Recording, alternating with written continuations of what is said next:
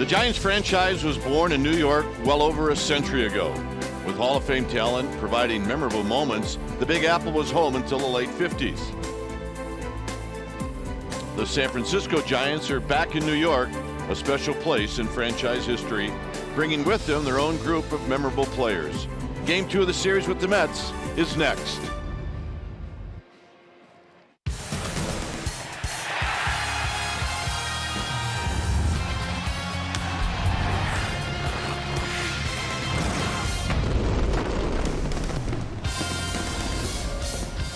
Late afternoon baseball here in the Big Apple as we come to you from Citi Field, and this is game 2 of this 3-game series, Giants and Mets. Hi again, everybody. I'm Dwayne Kuiper. Alongside me is Mike Krukow. Well, the Giants knew what they were in store for with the 3 starting pitchers with Motts and DeGrom and Syndergaard. Well, last night was a disaster, so they need to right the ship before they get to Syndergaard tomorrow. And that would mean a good start from Matt Cain.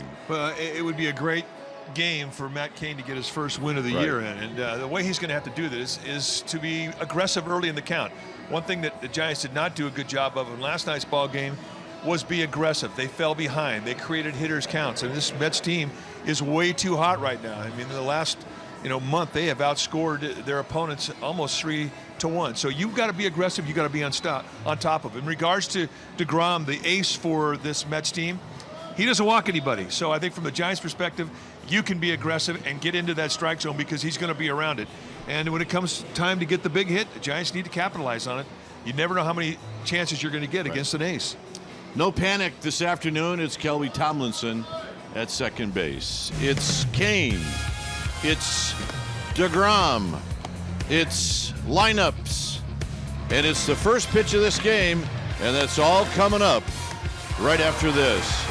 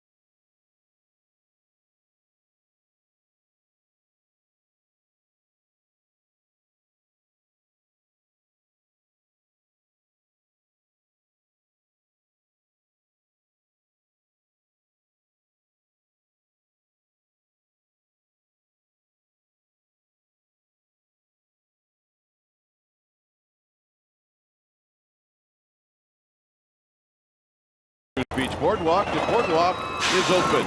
Visit beachboardwalk.com for park hours. 62 degrees, pretty clear, 40% humidity, and partly cloudy. Quick look at the Giants lineup. It'll be Span, Panic, and then make that Span, Pagan, and then Duffy. Posey will be the cleanup hitter. Bell will hit 5th, and it's Pence, Crawford, and Tomlinson, and Matt Cain will hit 9th. Facing Jacob deGrom, who looks in. He gets the sign, and we're ready for the first pitch of this game. It is on its way, and it's high. So we get started right on time at 4:05.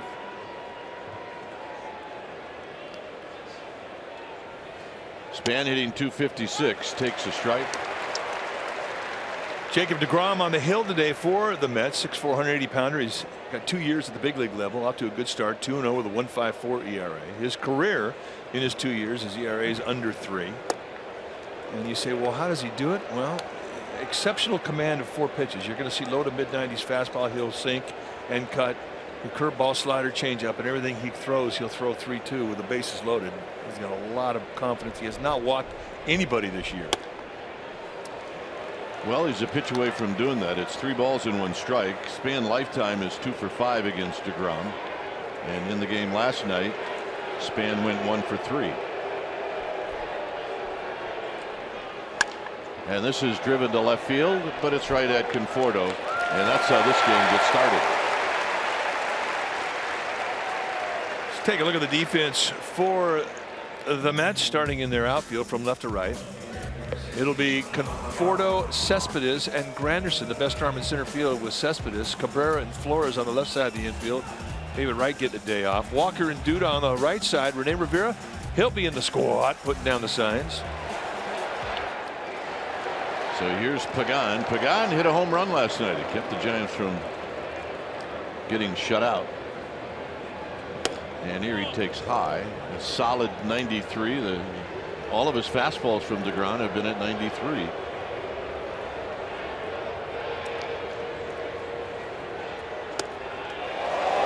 Good changeup. And everything he has. I mean, all 4 of his pitches, he can strike you out. They're swing and miss type pitches. Pagan thought this was going to be a fastball. I mean, everything about the pitch, the arm action, the spin of the ball, comes right back and backs it up.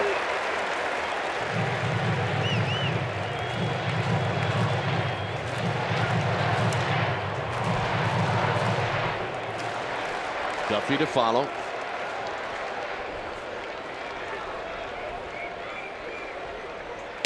Got him with a high fastball, and he added at 95.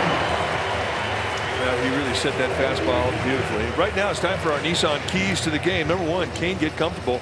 And that means be able to impress this Mets team that you can throw all of your pitches over, especially and get that strike 1. Stay on top of. Number 2, you've got to grind against Jacob deGrom. He's the type of guy that's going to be around that strike zone.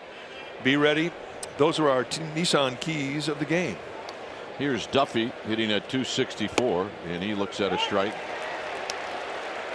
Duffy went 1 for 3 last night, and he's 0 for 3 in his career against deGrom. Next pitch is in the dirt. 1 ball and 1 strike. The Mets are on a hot streak. They've won 7 straight.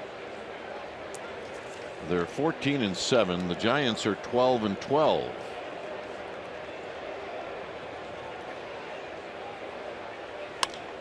Little pop up to right field. Coming in is Granderson, and that's going to end the inning. So Cain's coming out. He'll face Granderson. It's 0-0.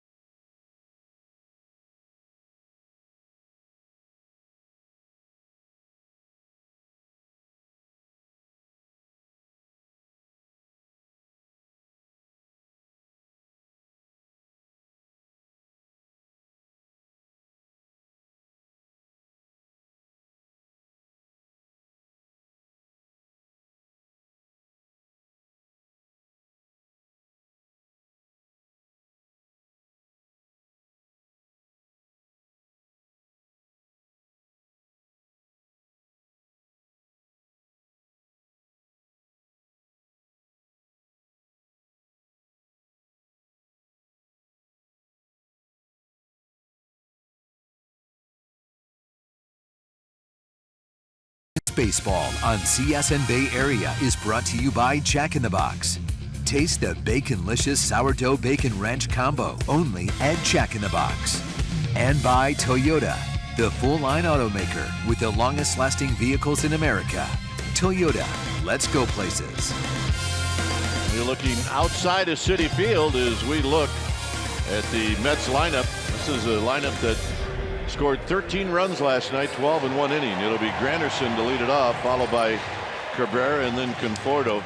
Yoenis Cespedes, well, big night last night. He had 6 RBIs, and he's hot right now, followed by Duda, Walker, and Flores. Rene Rivera will do the catching, and then DeGrom will hit 9th. Matt Cain on the hill today for the Giants. Cain, 6'3", 230-pounder. He's 31 years old in his 11th year at the big league level. Still looking for his first win. However, it'd be nice if they got him a few runs. He's received 3 runs of support in 4 starts. And Cain comes at you with a fastball that'll be low 90s. He's got a curveball, slider, changeup. He'll cut the ball. Overshift is on for Granderson as he takes high. Granderson 1 for 4 last night, scored a couple of runs. 241.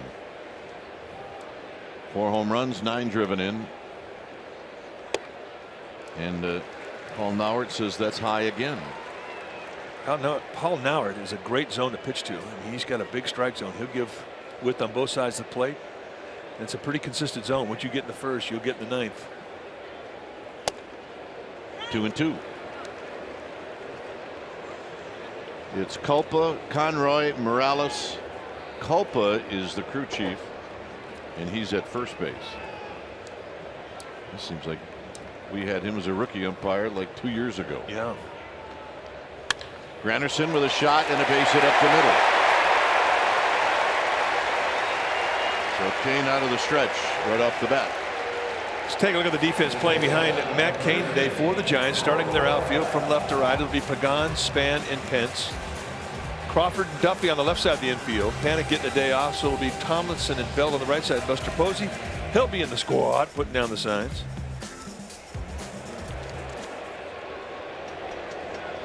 Here's Asdrubal Cabrera. Cabrera hit down in the order last night, hitting second in David Wright's spot today. And he hits a high fly ball to right. And Pence is there. 1 out. First pitch swinging for Cabrera. And here's Michael Conforto.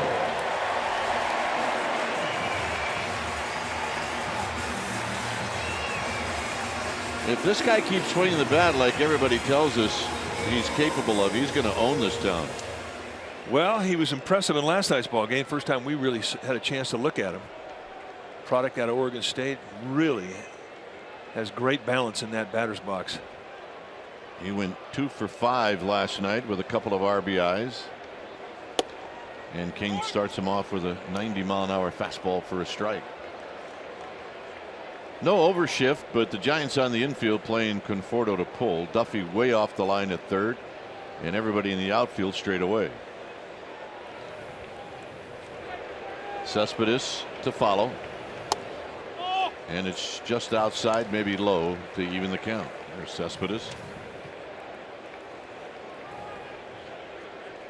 Mets are 6-4 at home. They've got 8 wins on the road. Giants are 4-6 on the road. And they have 8 wins at home. In tight, down and in, 2-1. Conforto 6'1", 215, short arm though. Very compact swing.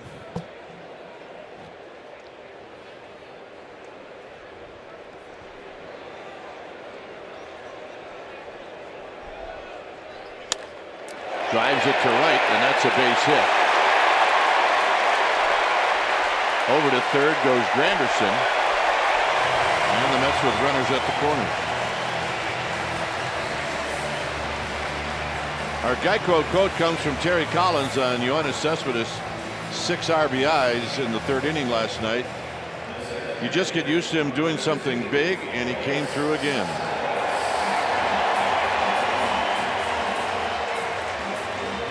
This was the grand slam last night. First pitch he saw from Broadway. A little get it in breaking ball, trying to steal a strike, and he was laying for it. And he'll be very aggressive against Kane in this first pitch situation as well, as the Mets have set the table for him once again.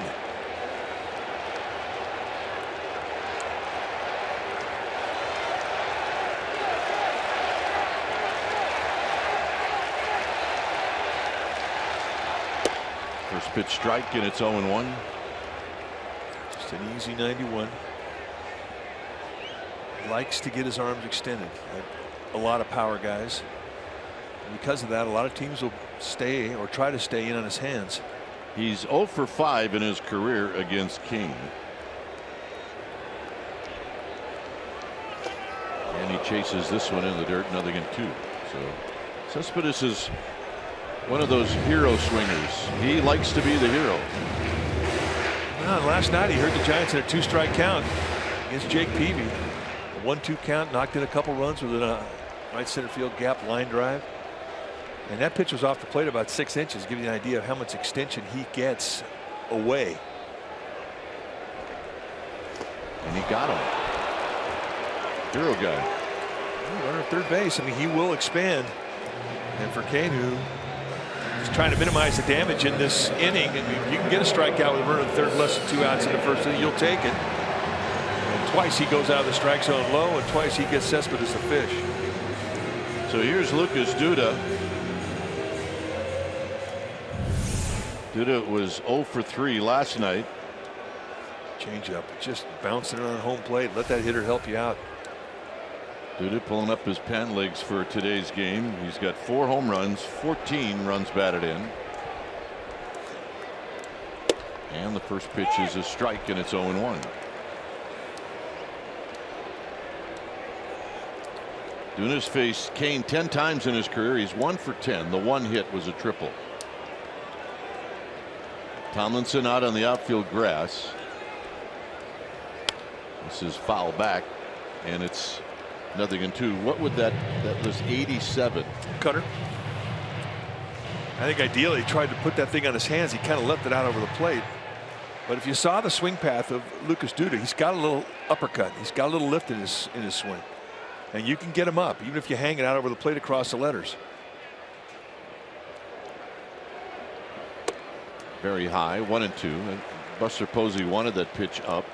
I'm not sure he wanted it that high up. It does change the sight lines. It's 1 ball and 2 strikes.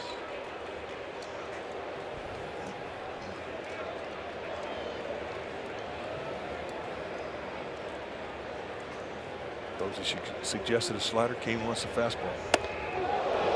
Straightens him up, 2-2. Almost gets him.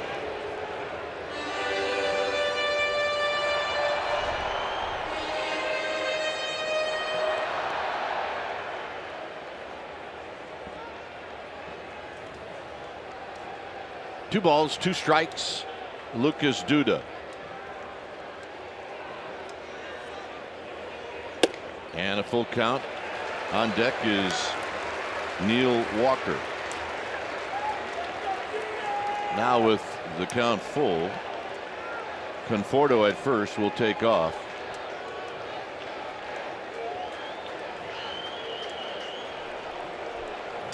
Belt thus will play behind Conforto. 3-2. And the walk.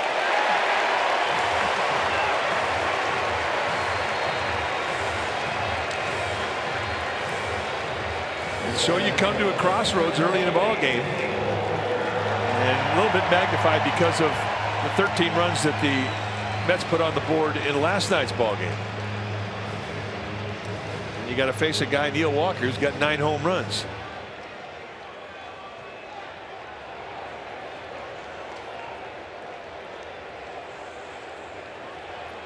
Walker has faced Kane 10 times. He's 2 for 10.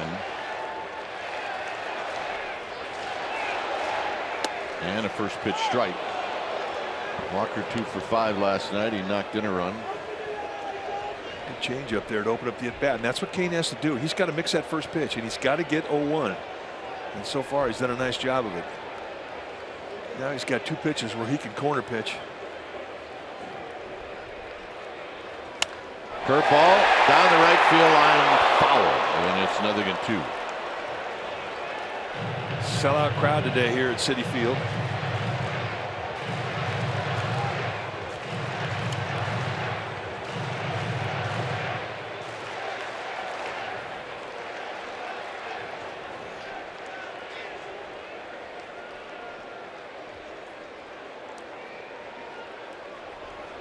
Granderson, Conforto, Duda, and it's 0-2.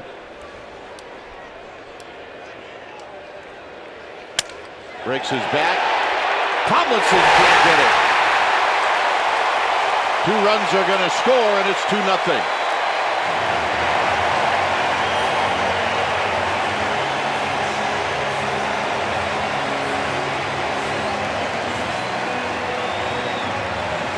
Just beyond the outstretched glove of Kelby Tomlinson.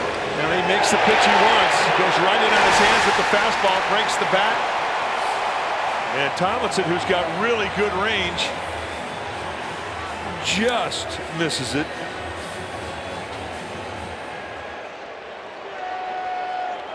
And the Mets are rolling again.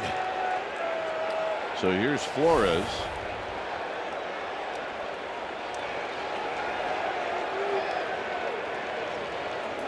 Flores takes a strike. He's 2 for 24 on the season. He's in the lineup. David Wright given the day off. There's nothing wrong with him. Wright had really good numbers lifetime against Kane. Outside, it's a ball and a strike.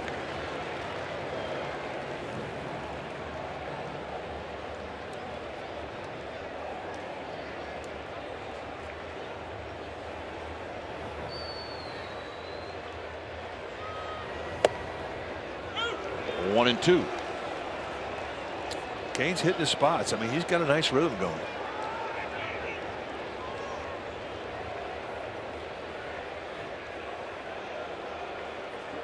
And he's got all of his tools working. Right back to Kane, and that'll end the inning. Walker's hit, knocks in a pair. Second inning coming up.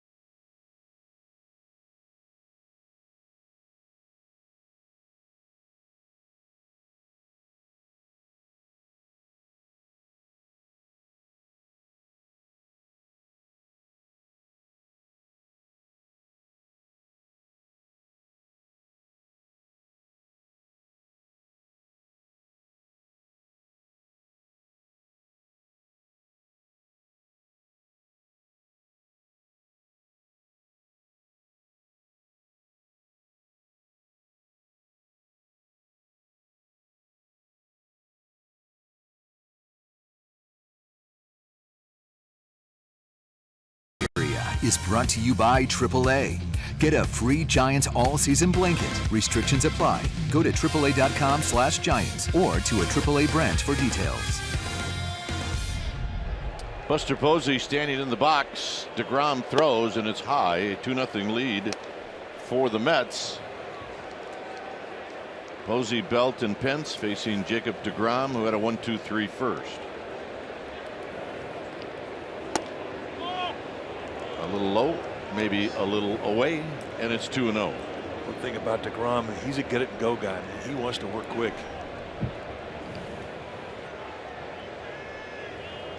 Posey, it's a high fly ball to right. Granderson moving over, and he'll put it away. Rockies will be at AT&T Park starting out on May 5th. 5th and 6th are night games.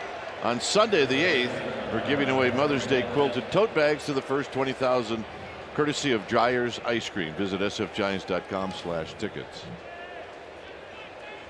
Here's Belt. Belt hitting at .304 with 3 home runs. He's got 16 runs batted in. And the pitch, it's outside for a ball. Belt 1 hit in 3 at bats in the game last night. Here he swings and misses. Overshift is on for Belt.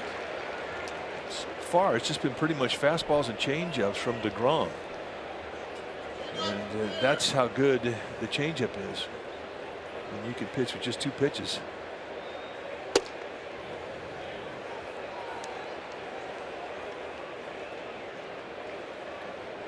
Flores is maybe a step behind the bag at third, and that pitch is high. It's 3-1, and now Flores will move deeper, more towards the shortstop position. They just don't think Belt is going to bunt with the count 3-1. And the walk. So it's as good as a bunt single. That's his first walk of the year.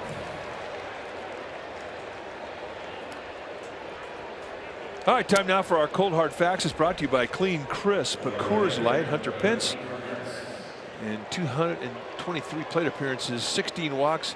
His on base percentage is .327 this year, and 104 plate appearances. He's got 15 walks. His on base percentage at .385. And those are our cold hard facts, brought to you by Clean Crisp, Coors Light. Pence at .279. And he takes a bit high, 1-0. Pence win hitless last night. He was 0 for 4.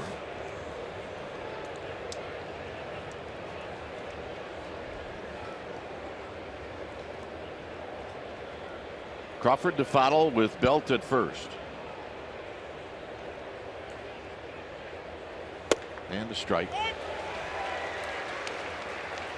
DeGrom gets great drive off his back leg.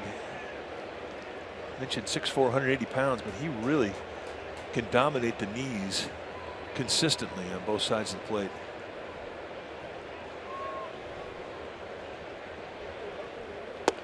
Low. That's the pitch that's hard to lay off of, because coming out of his hand, you think it's a fastball. Oh, the arm action is identical. In fact, it may be even faster than that of the fastball. Tommy John in 2011. I mean, he's got a rebuild elbow. It's good to go for a while. Oh yeah, 10 years.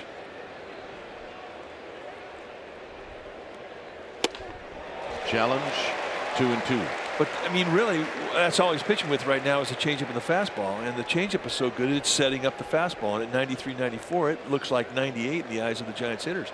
They're late on it, and that's because they're aware of that changeup.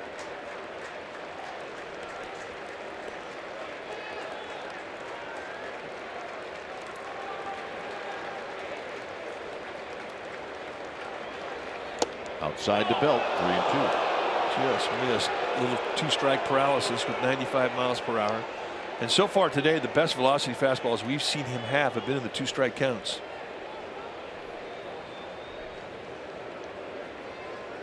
See what Belt does, 3-2.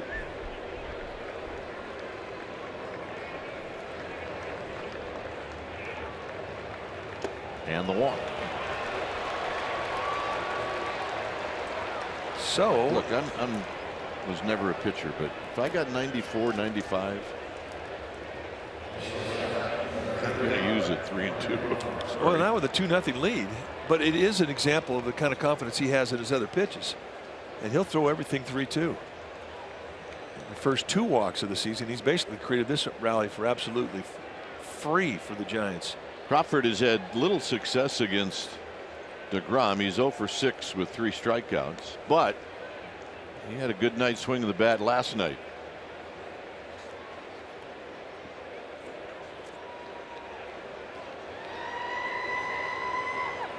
So Belton pents aboard. And a strike, and it's 0-1. Kelby Tomlinson is on deck. Second inning here at Citi Field, sold out crowd. Good looking crowd. Lots of sunshine.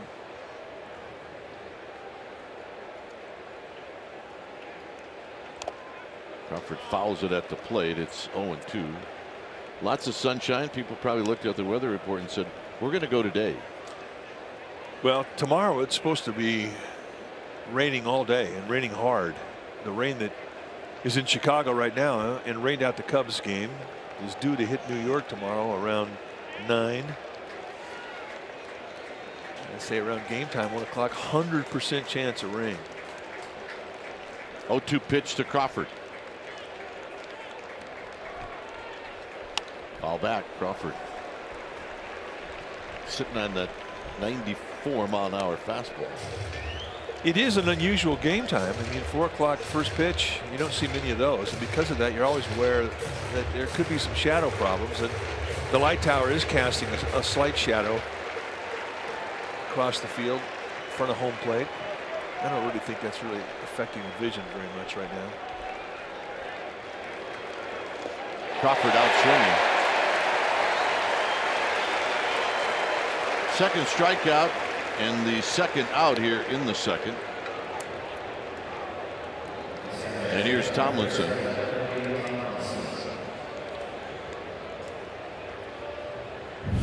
Haven't seen many breaking balls, and this is one here. All he tries to do is go down and throw it on home plate or hit the piece of dirt between the home plate and the catcher. And he gets Crawford to fish. Tomlinson facing DeGrom for the first time ever.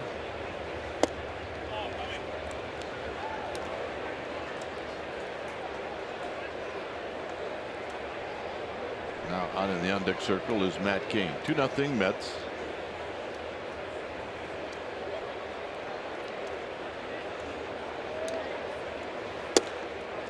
And a strike.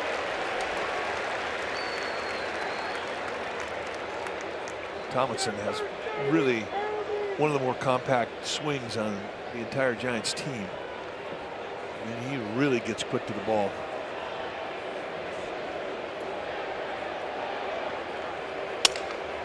Breaks his bat right back to DeGrom. And that'll end the inning. No runs, 2 walks, 2 left. Rene Rivera is going to lead things off.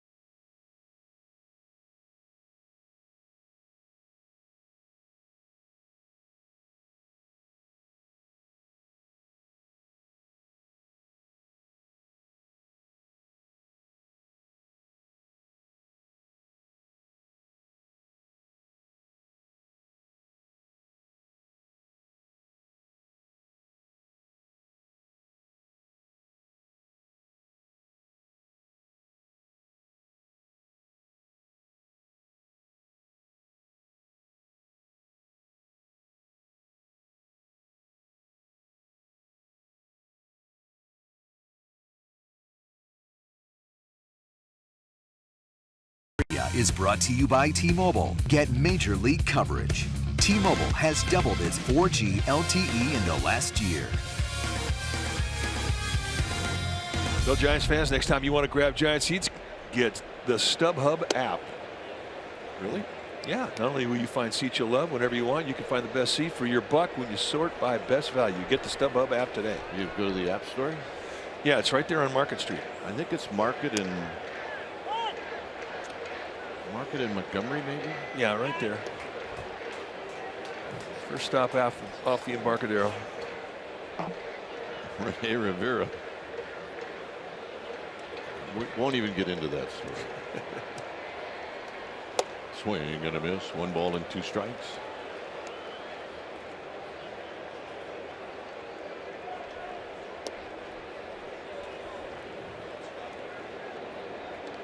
One ball and 2 strikes. On deck is DeGrom.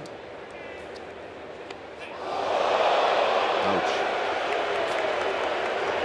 And he loses a 1-2 count with the 8-hitter.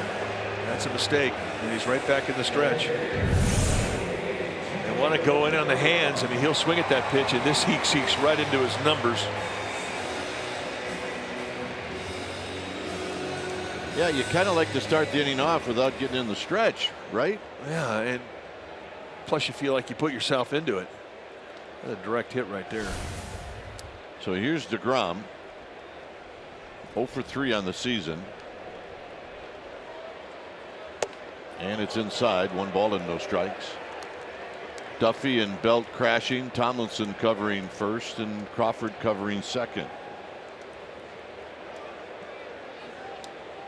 If I remember right, he swings the bat pretty well.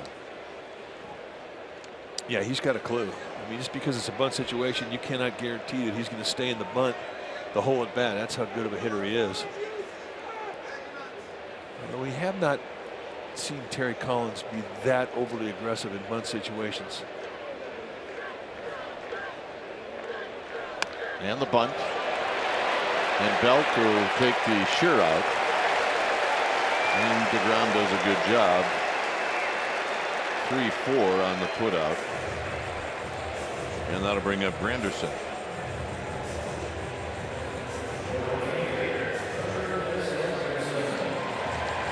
Granderson opened up the bottom of the first with a base hit up the middle. And eventually scored the first run.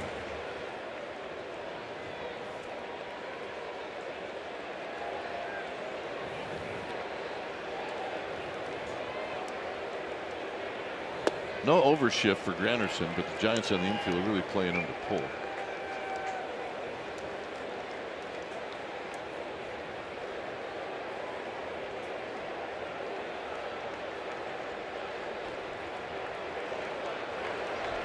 One and 0 to Granderson. Hit out to Pence in right field. Pence will make the catch. 2 outs. And here's Asdrubal Cabrera. He ran that fastball nicely up the bat of Granderson.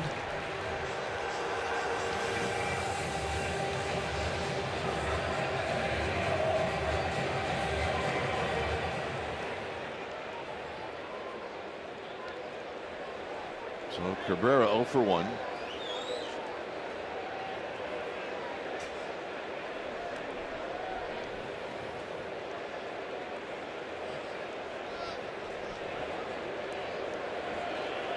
High, 1 ball and no strikes.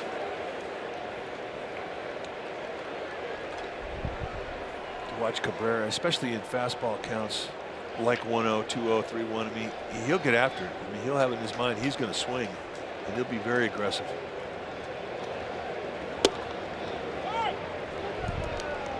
So King comes back with a strike. The Giants defensively set up Cabrera just like they were Granderson. Expecting him to pull.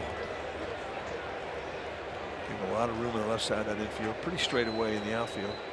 Not too deep. Right there, 1 and 2. A little bit more velocity out of Matt Cain today.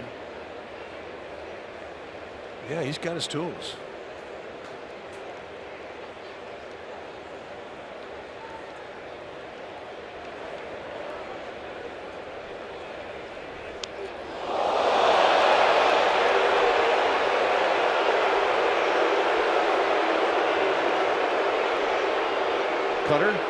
Yeah, he gets him a 1-2 count. He's trying to throw that ball in towards his hand, and he throws a cutter, just pulls it in too hard.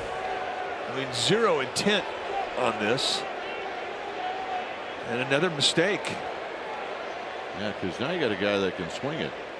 Not that Cabrera can't, but Kane did have him 1-2.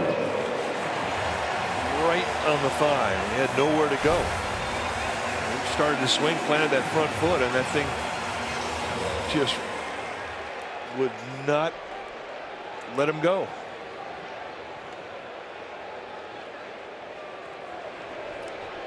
Conforto lined a single in front of Pence in the first. And he takes a belt tie strike, and it's 0-1. I guess that's what you call getting after it on the first pitch. He's been great. I mean, he's doing what he has to do. But the mistakes that he's made now have been in 1-2 counts. He's hit 2 guys.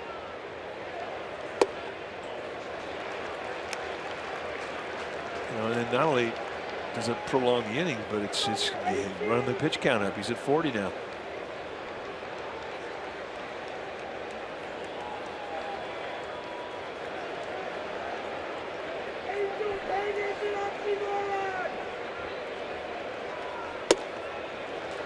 Cespedes to follow. It's 2 balls and 1 strike.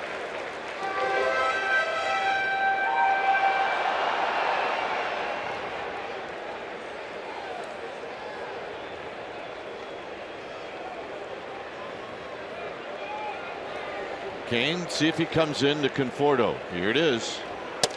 And it's 3-1. He almost gets him too. Kane's going to be public enemy #1 here in a minute. Well, the Mets know they're not intentional, and the second one to Cabrera was a breaking ball, so I don't know if they're going to retaliate off it, but you never know.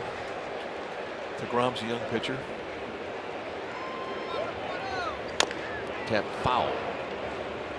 See, as a former hitter, I think anything over 87 miles per hour isn't a breaking ball.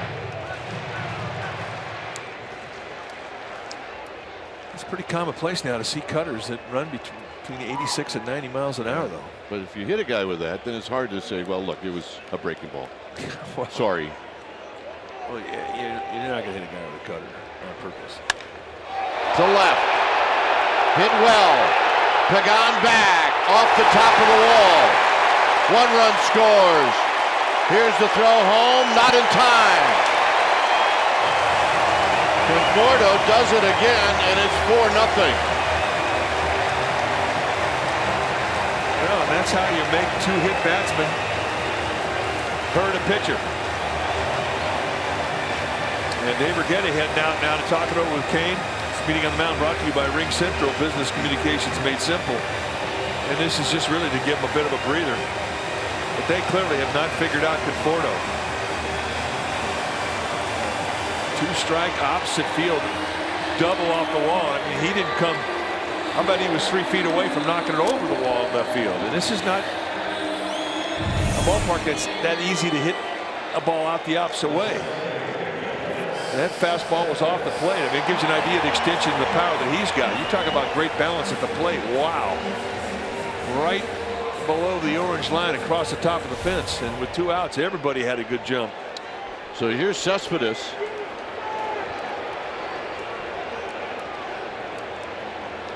Cespedes struck out in the first.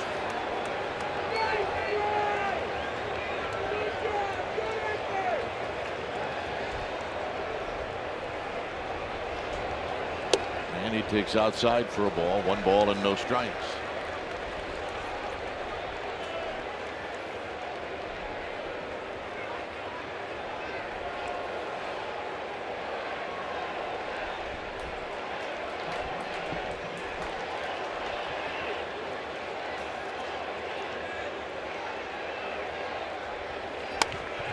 Popped up.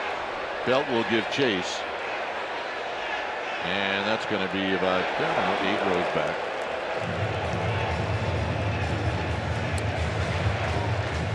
Now, if you're worried about the bullpen, after last night's ball game, Mike Broadway was sitting down and to Sacramento. Vin Mazzaro has been recalled. Mazzaro hasn't pitched in 3 days, and he is stretched out to where if you needed to get in the bullpen early, he could be that long man.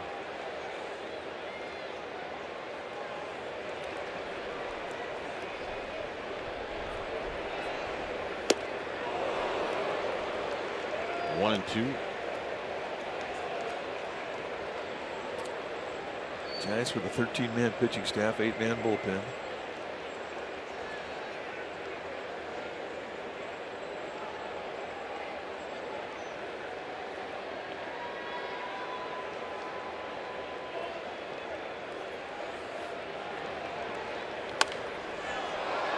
Buster Posey will come back, tracking it, and he'll make the catch, and that'll end the inning. 2 runs, 1 hit. 4-0 Mets.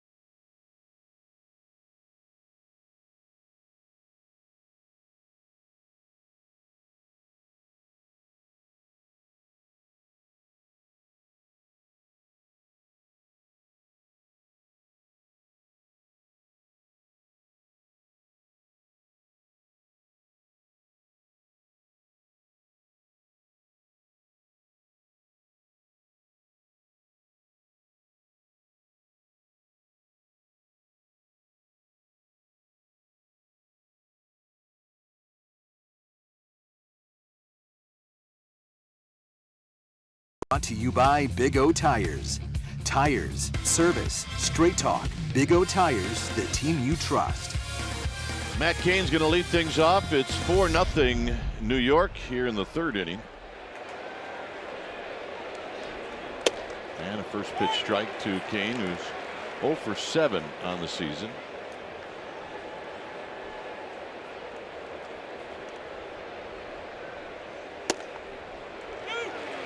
Oh and 2.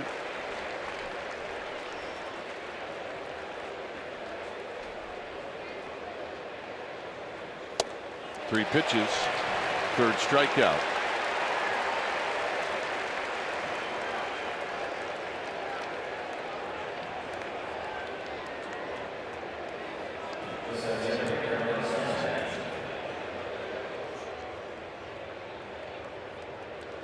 Span hit a fly ball to left to open up the ball game.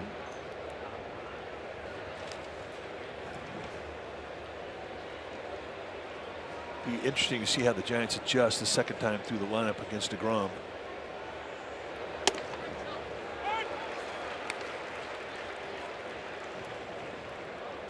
Play him in on the corners, respecting the bunt. Pretty much straightaway defense against Span.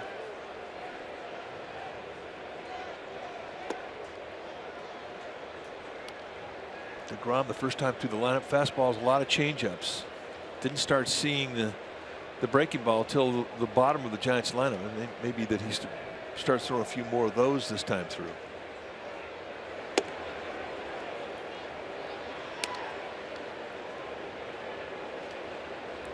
Pagan on deck. Giants have had 2 base runners. They do not have a hit in this game.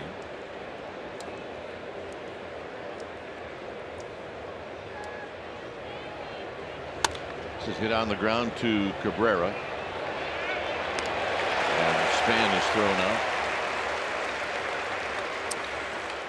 Well, Sharks Playoff Central is right here at CSN California. Sharks take on Predators for Game 2.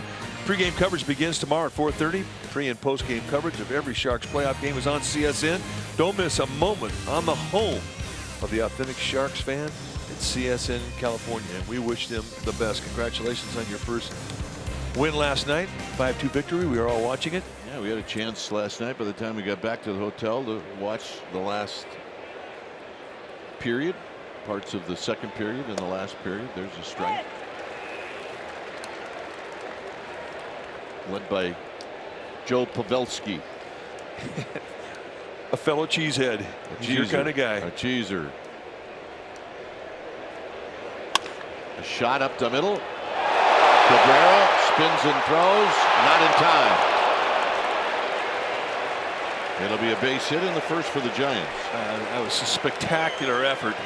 And only the speed of Pagan denied the defensive brilliance to be completed out. Just spears it 360s and an off balance throw, knowing that he had to hurry because of the speed that Pagan can put on the play, and he just throws a bit high. It's Duda's fault. He's not tall enough. Well, he's 6'4", and he used every bit of it to get up there. He had to leave the bag, and that's all Pagan needed. Base hit all the way. That's the big leagues. Here's Duffy. And Duffy hits one foul the other way. Fans getting booed here. Well, he must have dropped it. Well, if he'd have brought his glove. Either that or a Giants guy got it. They don't need it. Duffy popped out to Granderson in the first.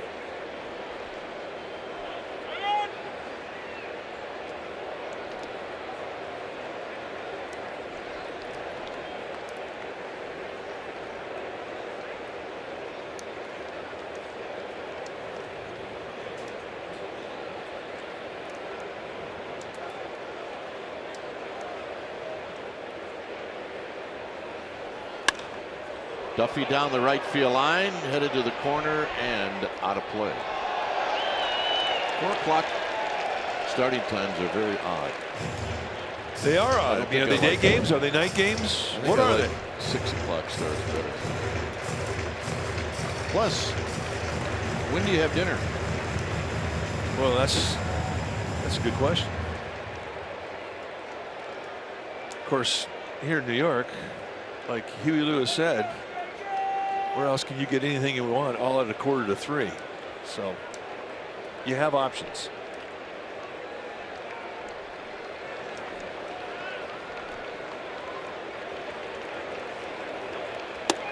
Well, there's a time when stomach and time of day didn't matter. Yeah, it does now. It really does now. Especially the day game tomorrow. Very close pitch. It's now 1-2 to Duffy. Yeah, that's the first slider we've seen DeGrom throw, and an 0-2. It was perfect. Just a bit outside. Giants have never been able to really do much against DeGrom. I mean, his lifetime 2.0, ERA under 2. He's 6-2 against the National League West with an ERA under 2. So not just the Giants he's picking on.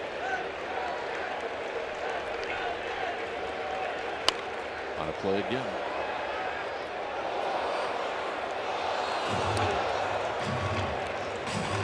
There you see the 2 outings against the Giants, 7 1/3 and then 8 innings, 6 hits allowed through the 2, no earned runs in the second one, 2 in the first one, and 17 strikeouts in those 15 1/3 innings against just a couple of walks. Pretty dominant performances. Target is set into Duffy, and it's low, 2-2. Ballpark plays fair, and all the infielders are saying that they're very impressed with what they've done to the infield. It's a much better infield now than they've seen in previous seasons. About a medium speed infield, medium speed outfield. The carries to right field, to right center, and you get carry down both lines. Center field, forget it. Duffy taps it to Flores at third, and his throw is offline. It squirts away from Duda, and Pagan will move over to third. It'll be an error on Flores.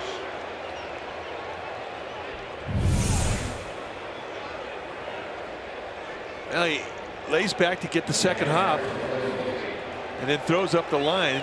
And Duda, this is really a dangerous play for a right-handed first baseman, because I mean, you're going to have contact and you're reaching in to try to make the play. Saw Cliff Floyd a few years ago in Montreal. Ooh, ugly. Todd Hundley ran into him and just blew his hand up. So the Giants get a break here, and Posey steps in there with a couple of ducks on the pond. Must have hit a fly ball to right in the second.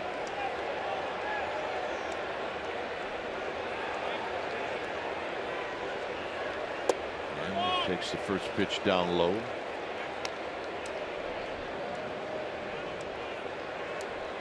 The next pitch for DeGrom is number 50.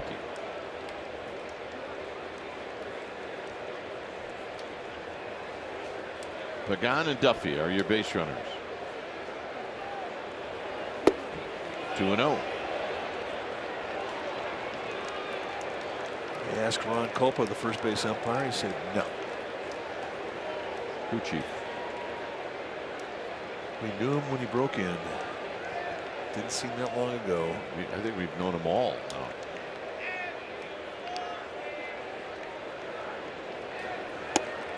Strike to Buster Posey.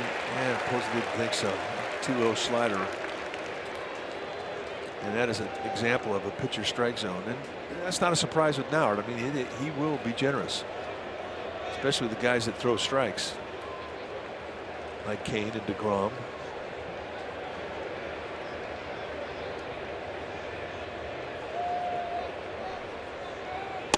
Nope. 3-1.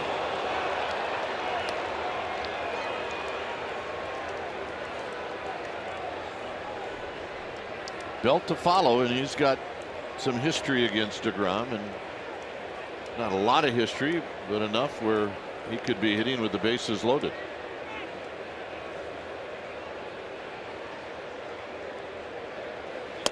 And he will be.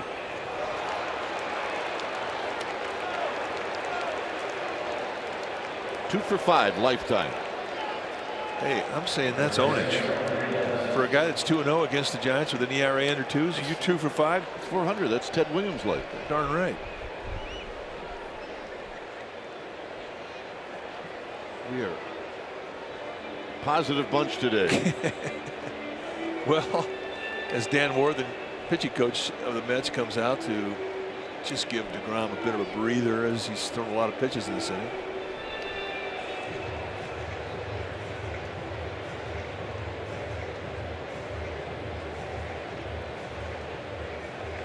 Yeah, we've been around. We knew Dan Worthen when he didn't have a boiler. Around. So here's Belt. Belt drew a walk in the second. He knew us when we didn't have a boiler. Yes, he did. First pitch to Belt. 1 ball and no strikes.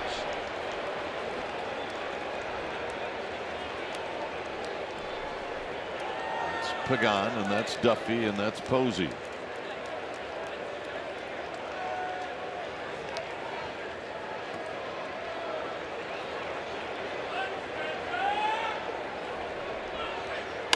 Out of play. Giants need a jolt of energy, and this is the opportunity. They really have not been able to capitalize when they've set the table, and they haven't really set the table that much so far in this series. You know, a couple of walks in the second inning, and then Crawford struck out. Tomlinson bounced out. Here they're loaded. 1-2.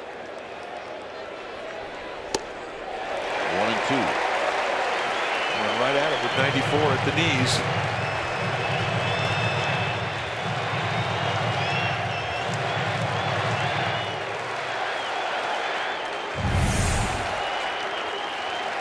four-seam fastball right through the heart of the strike zone. Good swing there. He kept his head down through it. Did not pull off.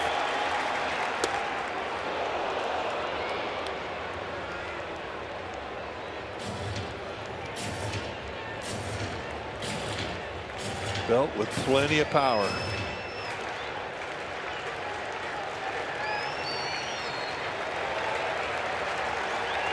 Two balls, two strikes. And a full count. That's the one thing about Belt. He's not going to change. He's going to grind it. He's not a guy that is going to expand either. I mean, he has his zone and he's disciplined to it. So runners will be on the move. And the walk, and the Giants are on the board. And for a guy who had not walked anybody this year, that's the fourth walk today for Jacob deGrom.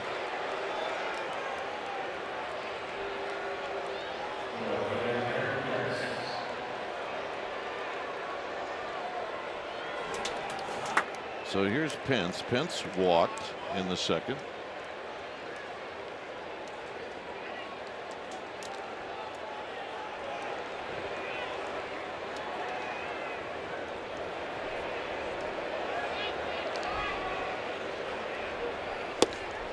Pence laying in the weeds. No balls in one strike. He was trying to give him a one-run lead right there, and why not? I mean, he's got power.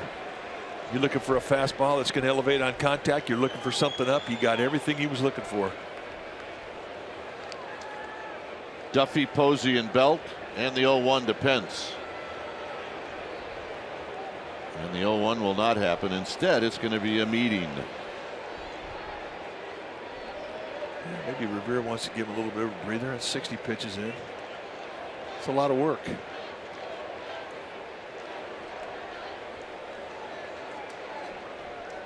Terry Collins pacing, arms crossed, wearing out the gum.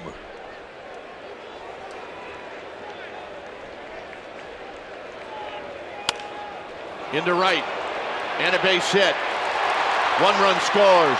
Here's Posey, cut off the throw to third. Got him. Belt out at third. Both runs score. And as they take a look at this in the clubhouse, it will be 4-3, and now we'll wait.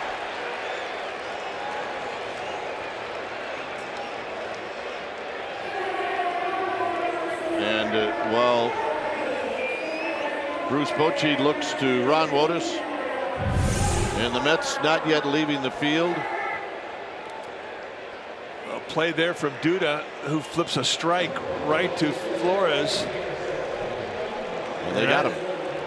Yeah, he's out. Giants are back in it. They score 3 times. We'll head to the bottom of the third. It's 4-3 Mets.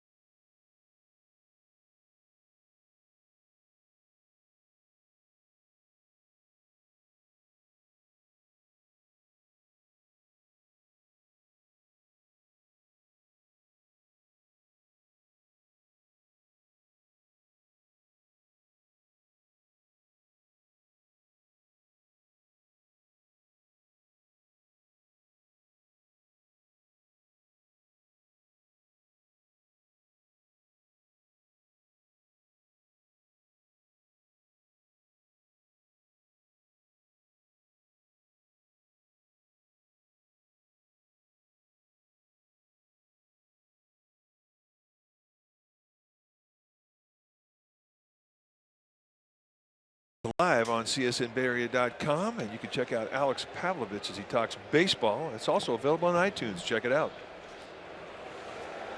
Duda, Walker, Flores, bottom of the third, and the pitch is down low, 1-0. Chance for a shutdown inning with Kane. Well, you said they needed a jolt, Mikey, and there's a little bit of a jolt. Oh yeah, they're right back in this now.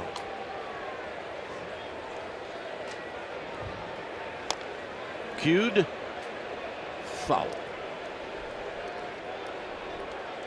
John Miller is out and about. Dave Fleming is here, and Dave will be joining Mike innings 4, 5, and 6. I'll head over to the KNBR side.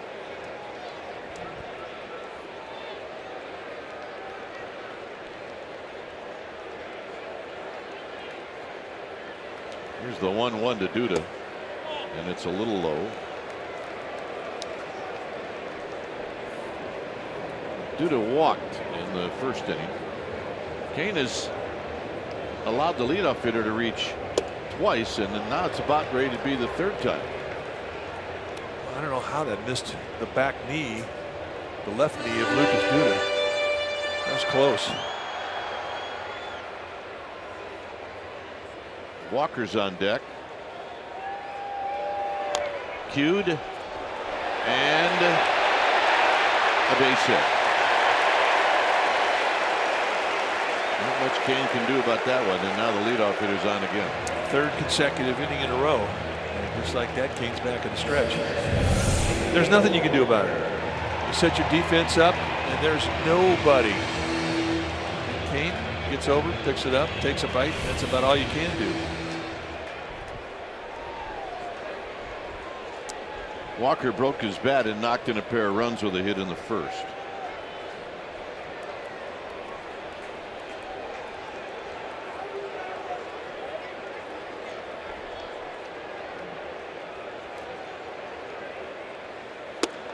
Down low, 1 ball and no strikes.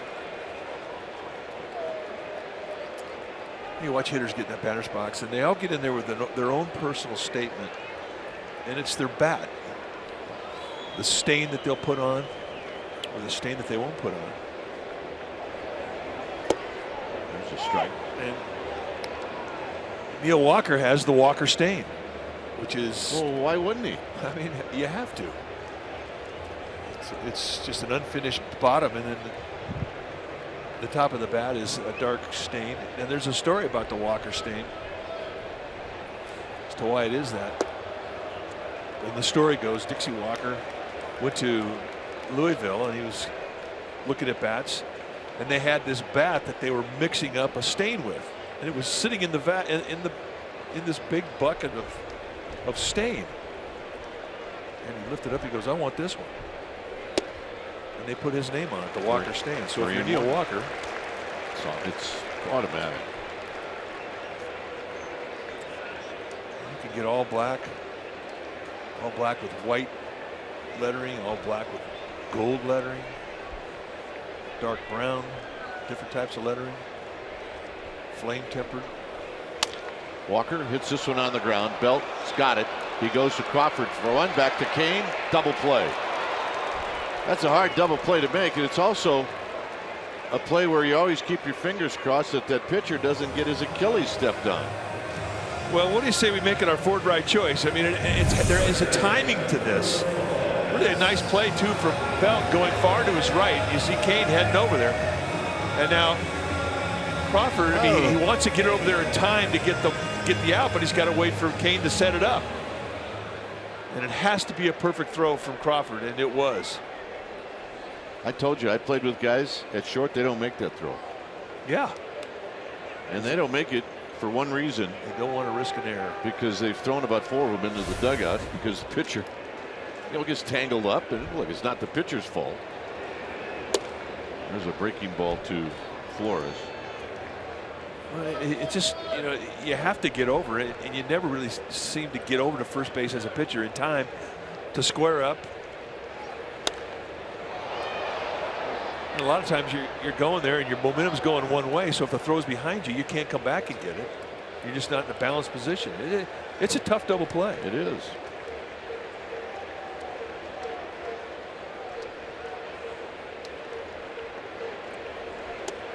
Outside, it's 2 balls and a strike. So what stain did you use? Did you use the? That was just the basics. Flame tempered. Go get him. Flame tempered. Go get him. 2-2.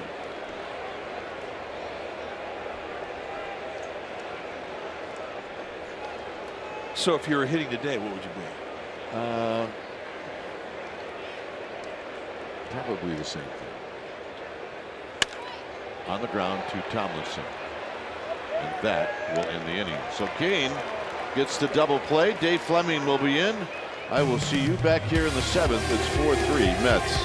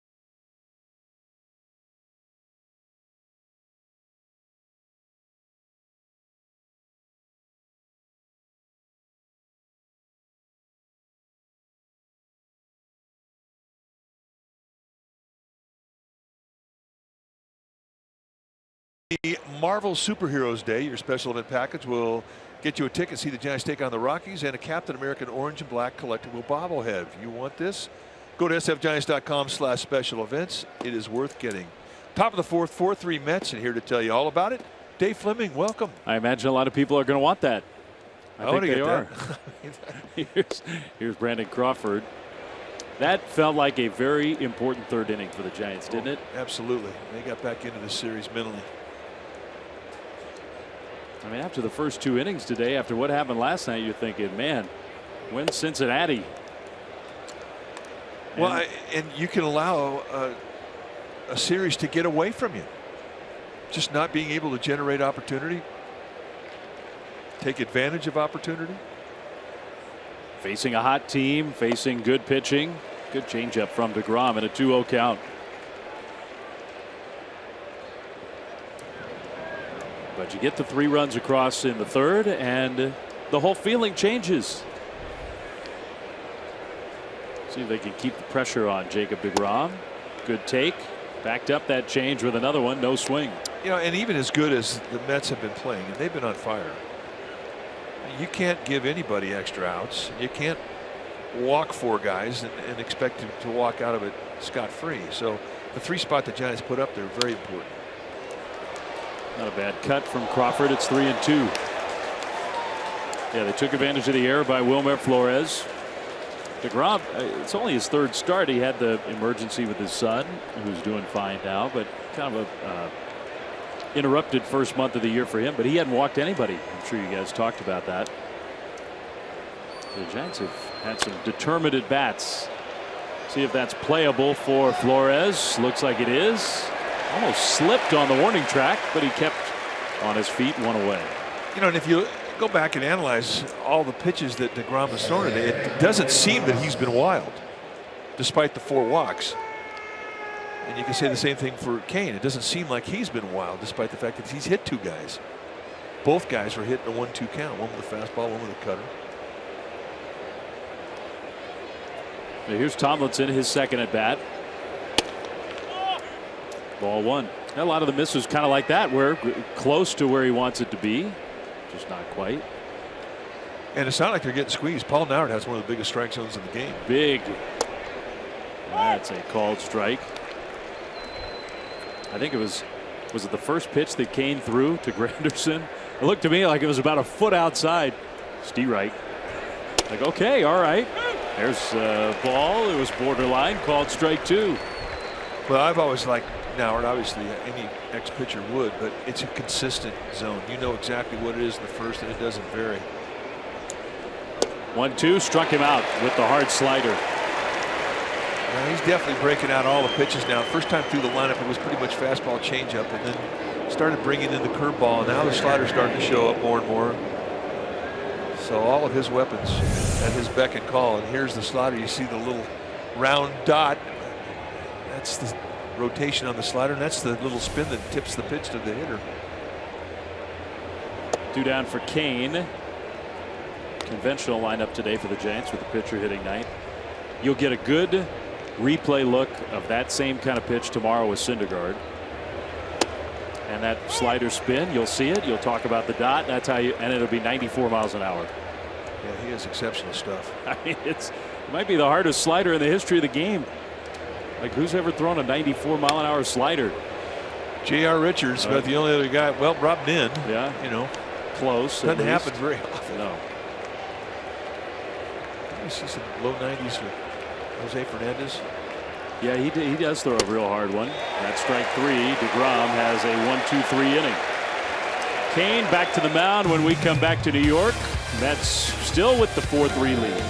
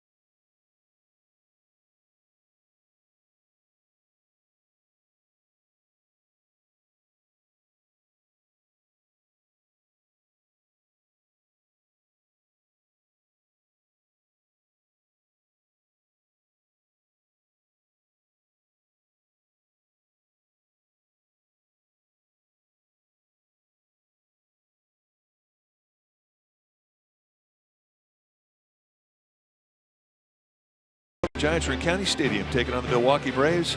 And the top of the first inning, Willie Mays hit a home run off Lou Burdett.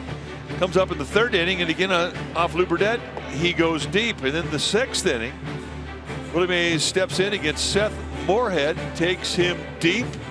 And then the top of the eighth, Mays steps in against Don McMahon and hits his 4th home run of the day. For Mays on the day, 4 for 5, 4 home runs, 8 RBIs. Giants won that ball game 14-4. And that's our McDonald's True Stories.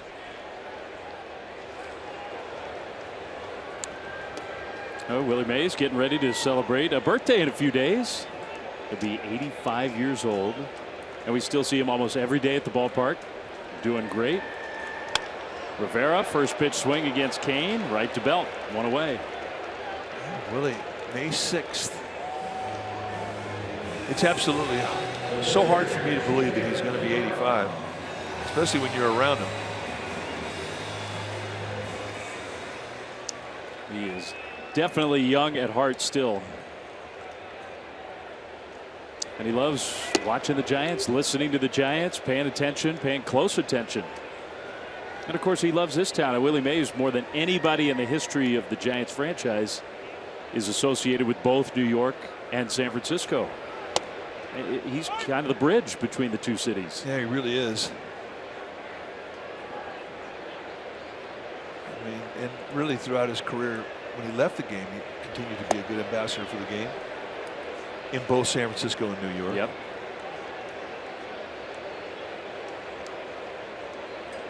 DeGrom, who bunted his first time up, 1-2 against Kane. Gets that one foul off his foot. It's a good swing. Well, a lot of Giants fans in New York stayed Giants fans even as the team moved west because of Willie. I mean, he was such a fixture for so many years after the move. I think it's at least part of the reason why when we come back here every year there's so many Giants fans at these games, why the bars still are packed with Giants fans every night watching these games. Got some Dodger fans here. Yeah, now that's a rare sight outside of Chavez Ravine.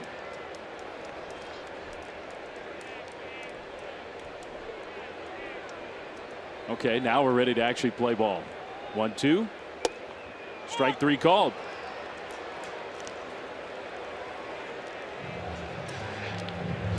Well, the great Willie Mays, who in that era where baseball was king in this city, and he was the star of stars, number 24 from the time he was so young, and you just love those old shots of Willie in the New York Giants uniform. He patrolled that center field at the Polo Grounds, kind of where he made his reputation as maybe the all-time great defensive player in baseball history.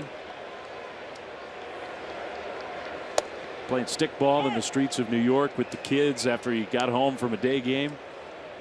All of the legendary stuff in this great city. Curve to Granderson, strike 2. Duke Snider, Mickey Mantle, Willie Mays. It's a pretty good threesome, huh, in the center field in the city. I think they were spoiled with great center fielders. I think they were. DiMaggio, Mantle, Snider, Mays. Come on.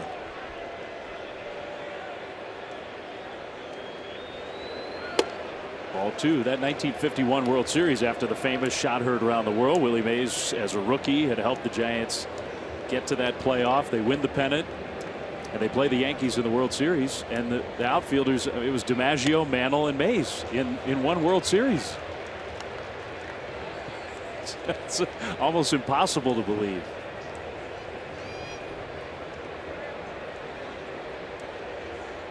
Now 3-2. Kane was ahead of Granderson. We'll see if he can put him away.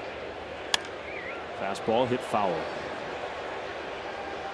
And then Willie, of course, ended his career with this franchise, a trade that still pains Giants fans to this day. Came back to New York and went back to the World Series for one last time.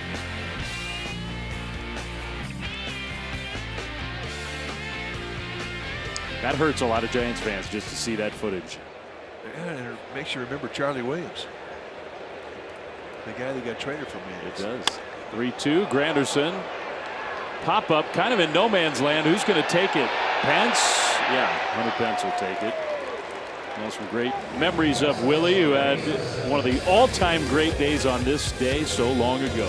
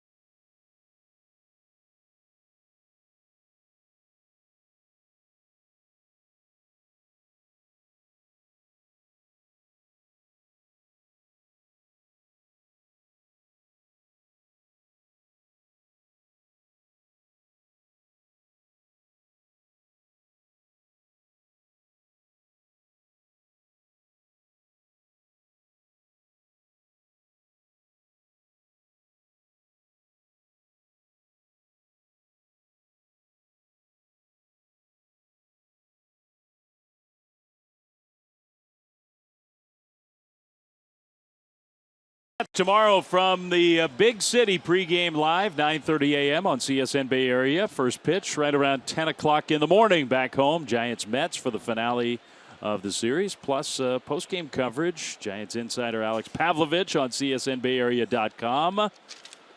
From New York, Denard Span, first pitch swinging right to second. One away. We hope we will have a ball game for you tomorrow. As beautiful as today is, great day to be in the city. The forecast doesn't look all that good to me. When they say it's going to be 100% chance of rain, that doesn't leave you a lot of hope, does it? No, it doesn't. But all baseball needs is a 2-hour window, and they will try to get it in. Yeah, the thing with the schedule these days is not like it's new. It's been the last couple decades, but you only visit one time. Here's a called strike. Giants come back for interleague to take on the Yankees, but it's the only trip in. Well, and there is a mutual day off when the Giants come back in July. Oh, that Thursday? That Thursday. And this is a significant rain. It rained out the Cubs today, and it's coming east. Maybe it can get here a little quicker than usual. Pagan fouls one off to the left. Well, that's the hope. Get on the Express to New York from Chicago. Yeah, get on the 7 train. It looked nasty in Chicago today. Well, when it gets called early, you know it's bad, and that's what happened. 0-2 to the former Met. 1-2. They liked Angel Pagan here. They did. Always gets a nice applause when he's introduced. A few boos because some of them just, Mets fans can't help themselves. I say that lovingly, not critically. He was lucky, though. I mean, he got to play in 3 great cities in his career: Cubs, Mets, and the Giants. Yeah. And you know what? You look back on it, it's been a great, great trade for the Giants.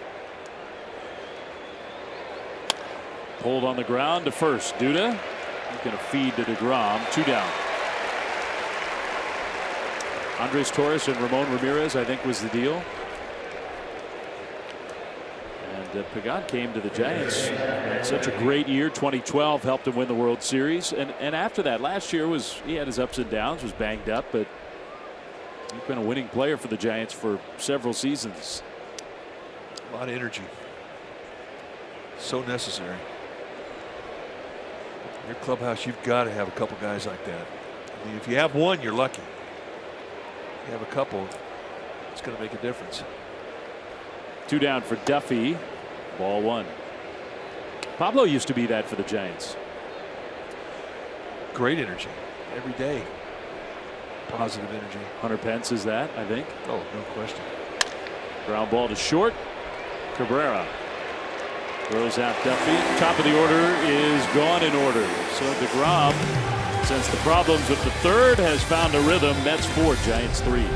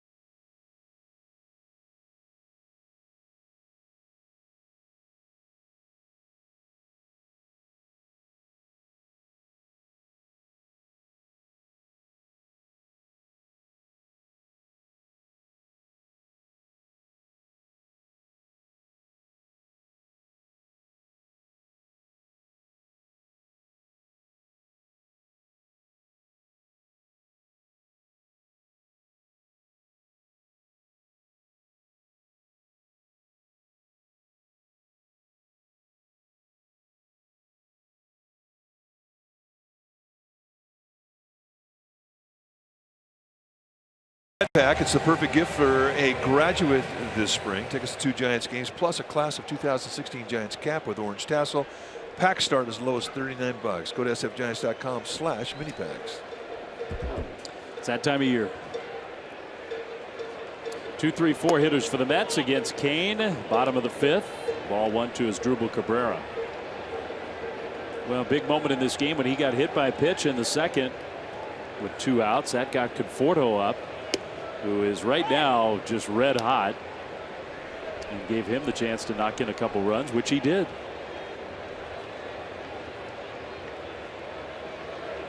1-1 to the switch hitter. Ball 2. Change up, sort of floated outside. Soft stuff away, sets up hard stuff in. Okay, let's see. Or something else. Back it up, throw another changeup, same spot, had him out front again. So you know you have a good changeup when you can throw it twice in a row and get it out. And that's exactly what Kane did. Nice pitch. Well, you like to face this guy with nobody on right now because Giants are still trying to figure out how to get him out, which a lot of people are trying to figure that out. Well, you look at his approach and you look at the balance he has in his foundation, and he's got a swing built for average. I mean, he's really locked in right now. 6 games in a row he's had a double in, which ties the franchise record. Hits that one deep to right field. Pence at the wall, and it's gone. He's got the swing for average, and he's got the swing for power too. Big Apple's going to like this kid for a long time.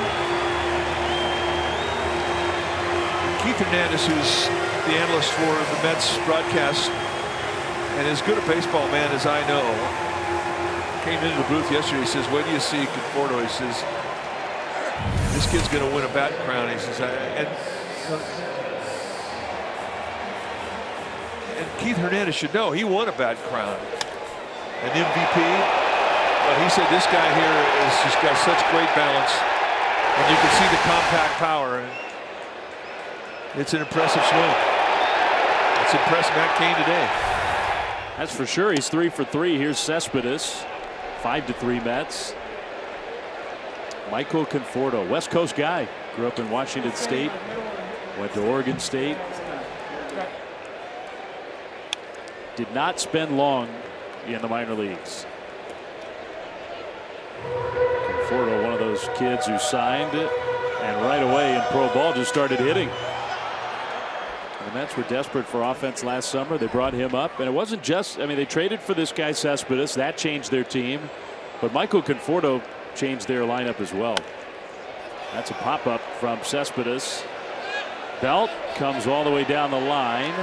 2 down. Let's watch the back leg, very solid, not a lot of movement. The weight on the inside part of his left foot. He has a little lift in that right side, and then here comes the lower body. And as he plants that front leg, those hips lock and the hands are free to absolutely have a very controlled bat head. And the thing that's impressive about what he's doing right now is he's not going out of the strike zone. Duda takes a breaking ball for a called strike. Yeah, everything looks so under control for Conforto. Oh, well, we saw him take a pitch away off the wall in left field, almost knocked it out against Kane in his second at bat today for a double. And that was in a 2-strike count. See the head stay down, and just look how square he is to be able to cover the strike zone. And then he absolutely barrels it up. Ball jumped out of here.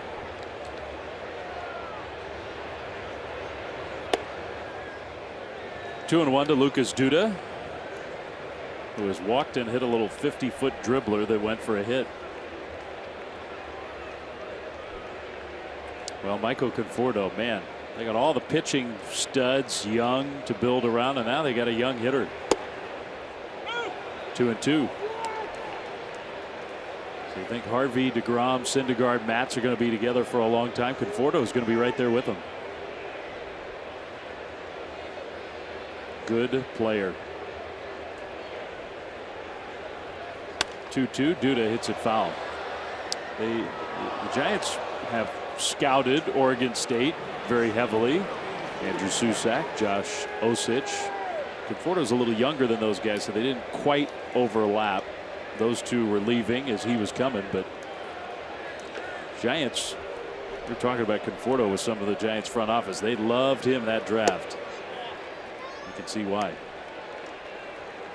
Well, he's made good on all the promise that he had coming into organized baseball, and the point you make that he keeps progressing in his career. He's going to own this town. 3-2. Strike three called. Fastball right at the knees. And Michael Conforto's home run has padded the lead onto the 6th. Posey leads off when we come back.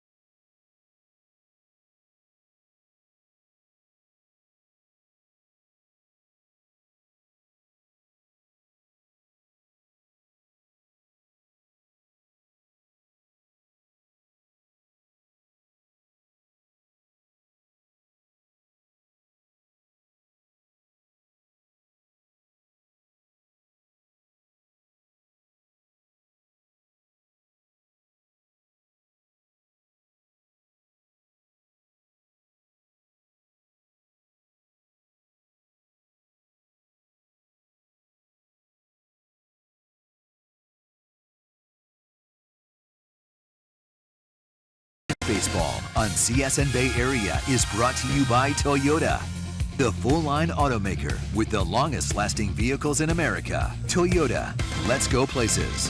And by Xfinity. X1 from Xfinity will change the way you experience TV. A beautiful look at downtown Manhattan as Buster Posey leads off against Jacob deGrom. Every time we come, the skyline is changing here in New York. There's some Posey fans. There are a lot of Giants fans again here in this series, but the thing is there are a lot more Mets fans than were in the ballpark last year. People are into this team, and you can see why.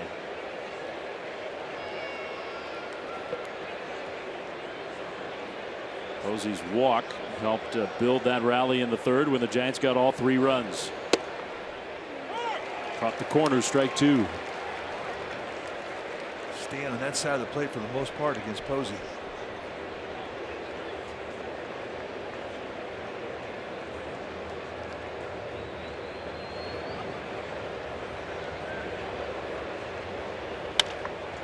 He goes that way, but softly hit on the ground. 1 away. Buster's 0 for 2. Here's Belt. Belt's come up twice. And he's walked twice. That second walk was impressive. He fell behind in the count with the bases loaded. deGrom using his best stuff, and he found a way to get the walk and get in the first run.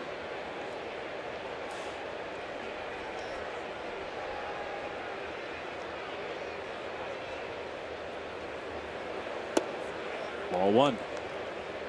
And I think what's impressive, he's a big guy. I mean, he's 6'4", and for a guy his size to be that disciplined in the strike zone, I mean, that kind of jumps off the page.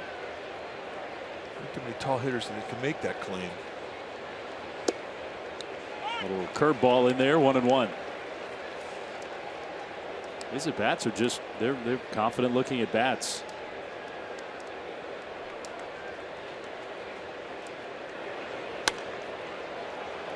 One and two.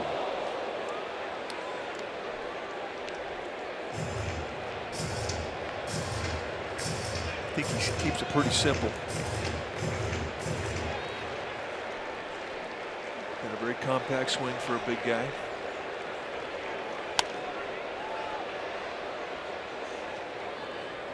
Hanging in there against DeGrom.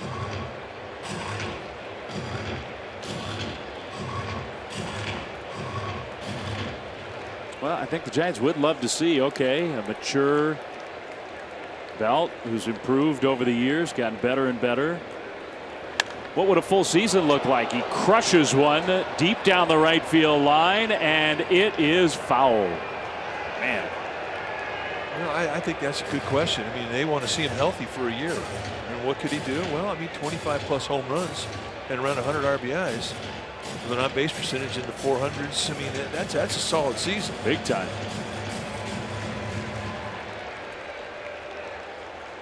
He's had to deal with a number of concussions and broken hand, and he's had some substantial injuries.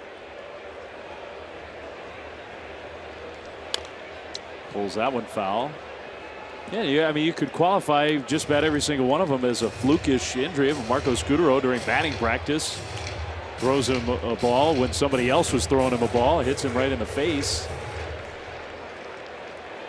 Get hit by a pitch where you're trying to get out of the way. I mean, but he just had a hard time playing a full year. 2-2. Yeah, he's at second base going back to as a runner, and he goes back to the bag and he hits the guy's knee. Concussion. Yep.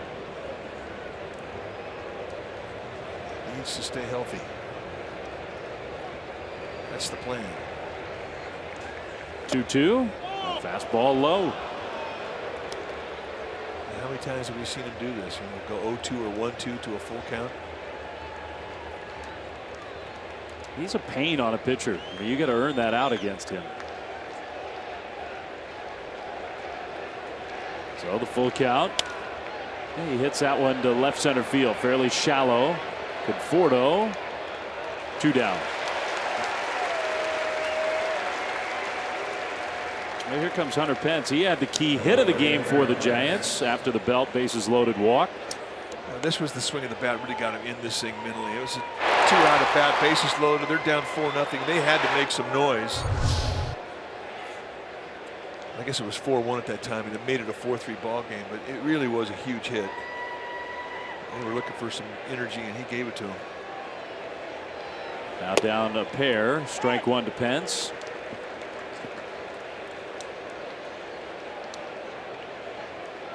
That base hit scored 2. Belt got thrown out trying to go to third after the throw from Granderson was cut off. That ended that third inning.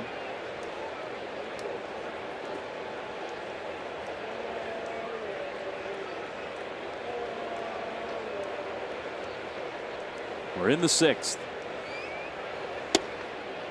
1-2. I'm not saying that one specifically. You can see why Belt went to third. First month of the year, the Giants made too many outs on the bases. They made a lot of outs out there.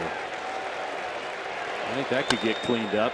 Pence on the ground to third. We'll see if Flores makes a better throw. A little wide. But Duda stretches out and keeps his foot on the bag. So that's a 1-2-3 inning. DeGrom has retired 9 in a row. 5-3 Mets.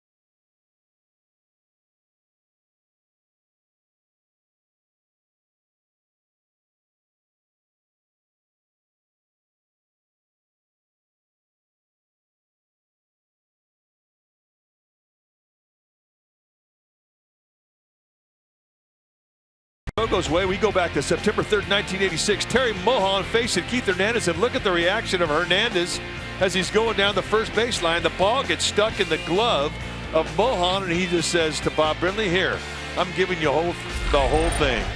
And Bob Brenly said the one regret he had on that play is that he didn't take the glove and start throwing it around the infield. Eddie Montague was the umpire at first base.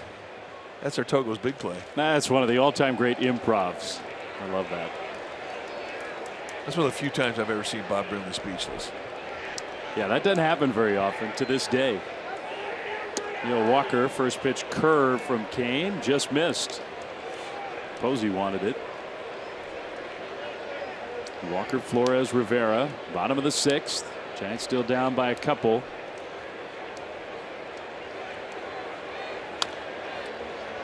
That 86 Mets team would go on to win the World Championship. They were super talented, that team. Yeah, they were good. Great pitching staff, tremendous defense. Fastball, strike 2. Good pitch. Goodman, Strawberry, and Keith Hernandez, and Gary Carter. And that's the last time they have been world champs. Got to the World Series last year, only to be denied by the Kansas City Royals.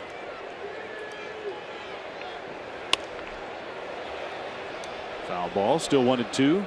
I think they feel like the core they have in place now has a chance to get them that next one. Well, you're right. And Michael Conforto, they're going to have him for the whole season out in left field. Darryl Strawberry, a big part of that 86 club. What was it like pitching to him? Well, you know, he had holes, but he had hot spots. The thing about Strawberry's swing was he was a tall hitter. He was 6'6". But as he swung at low pitches down around the knees, his bat stayed flat. And he could backspin nasty sinkers that ran away from him. He was a left-handed hitter. From a right-hander, you threw a little two-seamer running away, knee high off the plate away. He did out of the ballpark. But I think the best hitter on that team was Keith Hernandez. I mean, he could hit. Smart. You know, in every at-bat you had against him in the game, he got better against you, given what you were throwing, how the game was going.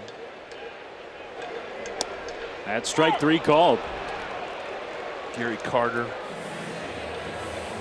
Well, let's watch this one more time. I mean, Hernandez's reaction is as good as anything in this. He sees Mulholland spear this, and look at him going down the line going, what? But Terry Mulholland never cracked a smile. I mean, he never admitted that it was an even somewhat of an amusing play. Keith Hernandez, best first baseman I ever saw. Tremendous defensive player. Northern California guy. That one is hit well. Wilmer Flores to deep left field. It's gone. Another home run for the Mets. 6-3.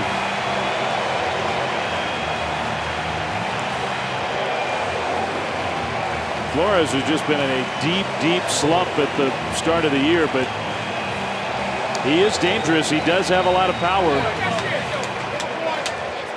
Showed it off there. That was first home run of the year.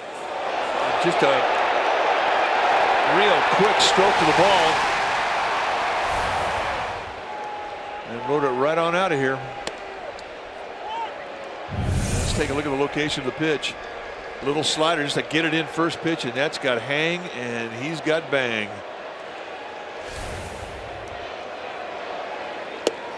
Only the 3rd hit of the year all told. Now, he hadn't been playing a lot. Flores is a bench guy now.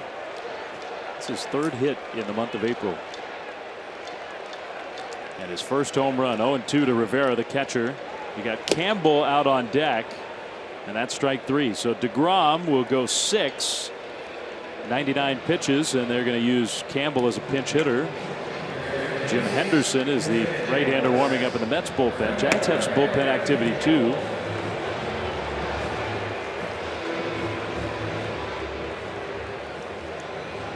those extra runs, though. The Mets bullpen been really good. They got a lot of hard throwers. There's the Giants pen. Lopez on the right, the left-hander. Law on the left, the right-hander. Got it? Got it. Way outside with the curve. But the problem with these home runs the last couple innings, it was a 1-run game. Now it's a 3-run cushion for a power bullpen. It's been tough. So that makes the task a little taller. Well, nobody said it's going to be easy. No. I mean, it is the big leagues. They are the defending National League champions. They are. And you're in their backyard. Strike 2. But that just means that the comeback is going to mean more. It's the attitude you have to have if you're in the Giants dugout. Giants been a come from behind team this year. They got an offense that does not go away. You know, the Mets bullpen's been good. Sometimes though you face a guy like DeGrom and you get him out of the game, it's like, well, anybody else but that guy. So we'll see.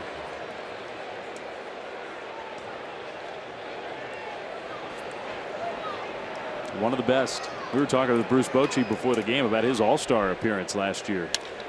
That one hit on a line, caught by Crawford. Well, Kipe's coming back over to the TV side. I'll go back over to the radio booth. It's a half a mile away. Mets lead 6-3. At least a half mile.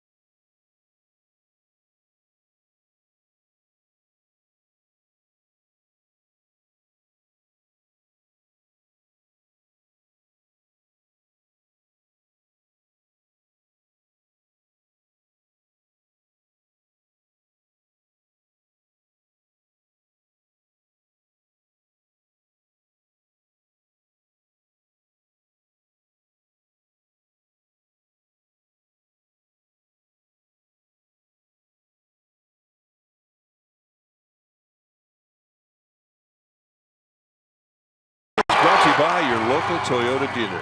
Through 6 full innings of play, the Giants 3 runs on 2 hits, no errors. The Mets 6 runs on 7 hits. The guy who really has been a pain in the Giants side today has been Michael Conforto, 3 for 3 with a home run, a double, and 3 RBIs. Jacob deGrom with 6 solid innings with 4 walks, his first walks of the year. And Hunter Pence really has come up with the only big hit of the day for the Giants, a 2-run single. That came in the 3rd, and it is 6-3 Mets as we head to the top of the 7th inning. Time now for a new pitcher. When it's time for a change, think Speedy Oil Change and Auto Service, your oil change, tune-up, and smog experts. It's going to be Jim Henderson, the former closer with the Brewers. He's a 2-pitch guy. You're going to see a mid-90s fastball hard slider. Here to tell you all about it, Dwayne Kuiper. And Crawford takes a called strike, so Henderson in. Good numbers. Henderson, when he was a rookie, saved 28 games in Milwaukee. That's still a club record.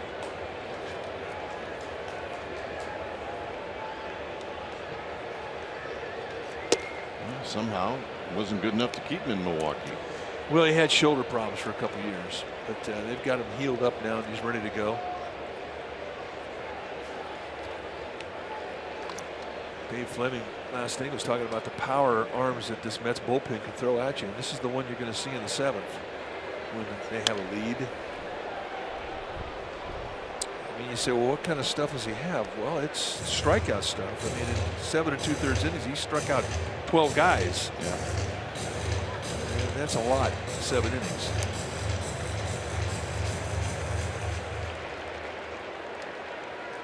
So Crawford battling Henderson.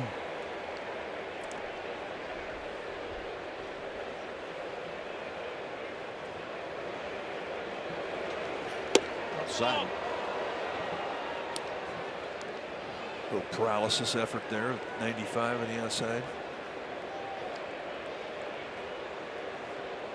It's a lot of strikeouts with his breaking ball. It's a hard slider. Giants need a base runner or 2. Got him. Yeah. Strike 3 on the fastball.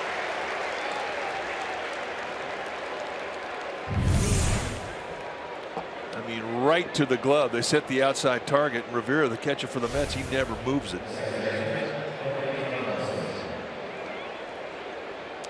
So here's Kelby Tomlinson, who's 0 for 2.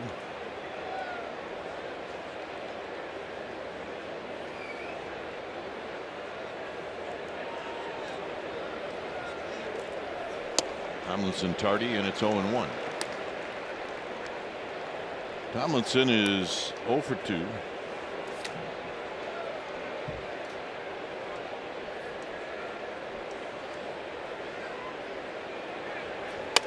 On the, well, actually not on the ground, but off the end of the bat, foul. We're likely to see Tomlinson next couple days with Joe Panik having a bit of an injury. Slight strain of a groin that he suffered in last night's ball game, late in that game. Giants don't think it's anything that's going to put him on the disabled list. They think it's going to be 2-3 days. Well, the hardest part for a young player like Tomlinson is to get used to performing at a high level when you're not playing all the time. Pitch is outside. And you remember Tomlinson last year when he played every day. He had a good swing, everything, you know, good rhythm and everything. He hit 300. And that's not the case now.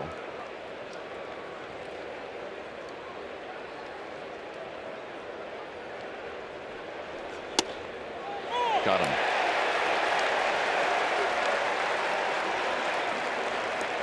Now here's the last at bat for Joe Panik in last night's game. And this is when he tweaked it.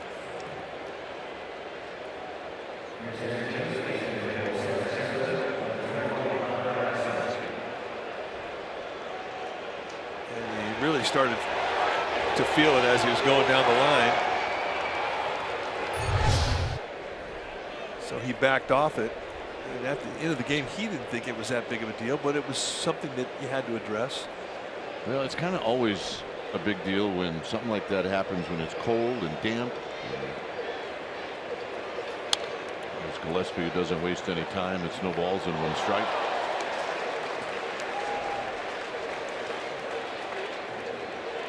But it does mean that Bruce Bochy has to play shorthanded. I mean, he already, because of 13 pitchers on the pitching staff, has 4 extra men on the bench, and when one of them is available to pinch hit and nothing more, I mean, you've got 3 moves you can make basically. 0-2. And right now Henderson's just painting fastballs on the corners.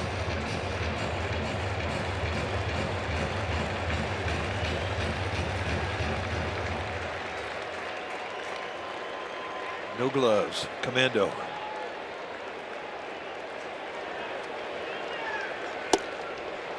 One and 2. I'll say this: if half the battle is having a determined look, then Gillespie's got half the battle. Well, he believes he can hit.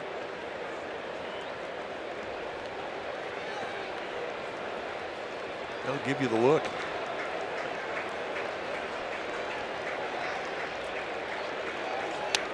Ball back. Leadoff hitter Denard Span is on deck. Giants have not had a base runner since Pence's base hit in the 3rd. That's a drought. That's a drought. They've only have 2 hits in the game.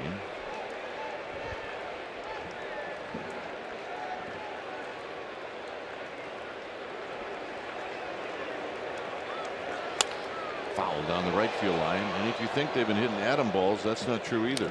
They really haven't. And even the one hit that was the most productive one, 2 out swing in the back, the bases loaded from Pence. He didn't hit that one very good. He did not.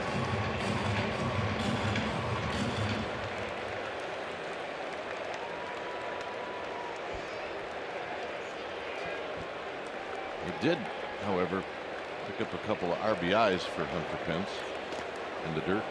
2-2.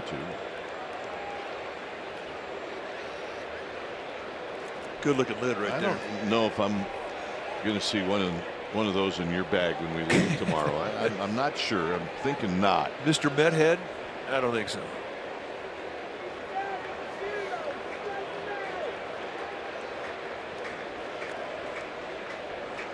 But that guy was rocking it, I got to be honest. Into left center field, and it's going to be a base hit, and it's going to be extra bases. And a determined look turns into a double. Determined double. Putting a lot of extra time in the cage. And you know, you talked about Kelby Tomlinson, a young player trying to learn how to be an extra guy. Well, Connor Gillespie has learned it. This is not a hanger. I mean, he went out there and beat a pitch, and he went the opposite way with it. One thing that he will do. And he has managed to stay sharp despite not getting a lot of opportunities. So Pagan will try to get on to get the tying run to the plate. Pagan is 1 for 3. I beg your pardon. Span. Pagan's on deck. And a call strike.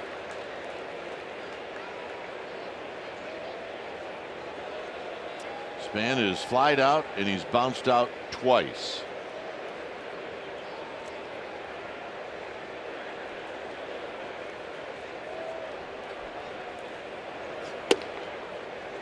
One ball and 1 strike. Just pounding the outside corner with high velocity.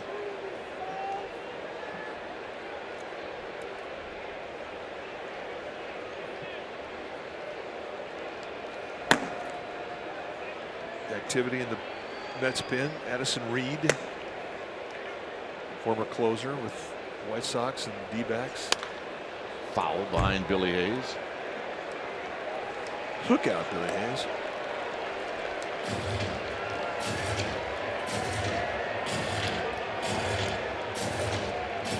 There's Billy. He needs a few more RYIs. Runs yelled in. Roberto Kelly over at third base.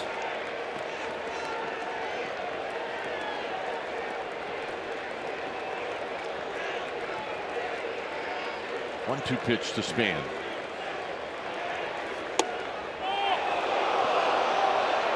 Paralysis.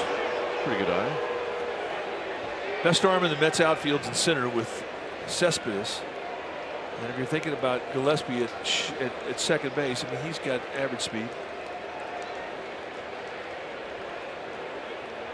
All that being factored in the mind of Roberto Kelly over at third base, coaching box. Again, setting up outside. If Henderson's throwing a breakable, I don't remember it. It's just been all fastballs, all away. I remember it when he was with Milwaukee.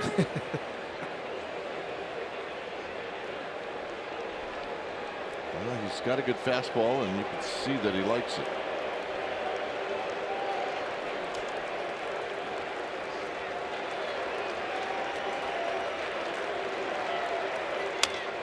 Slowly hit.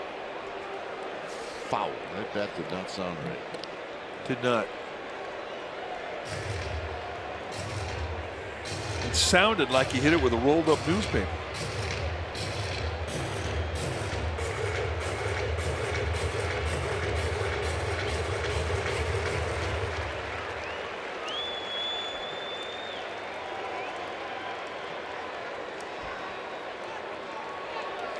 3-2 to Denard Span.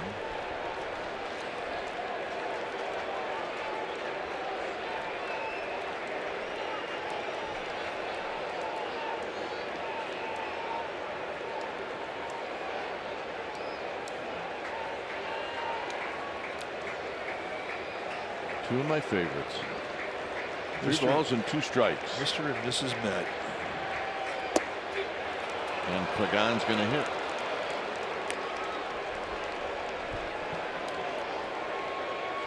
Another fastball away. And that is definitely something that you pay attention to when you're on the on-deck circle or in the dugout. How the guy's throwing and where he's throwing. Right now, I mean, if you're hitting off of Henderson, you don't need to look anywhere but away with hard stuff. End of story.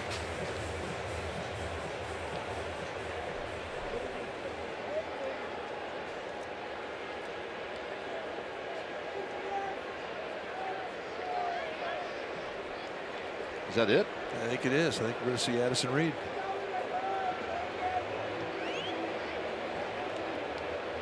Terry Collins has got the walk. And that's it.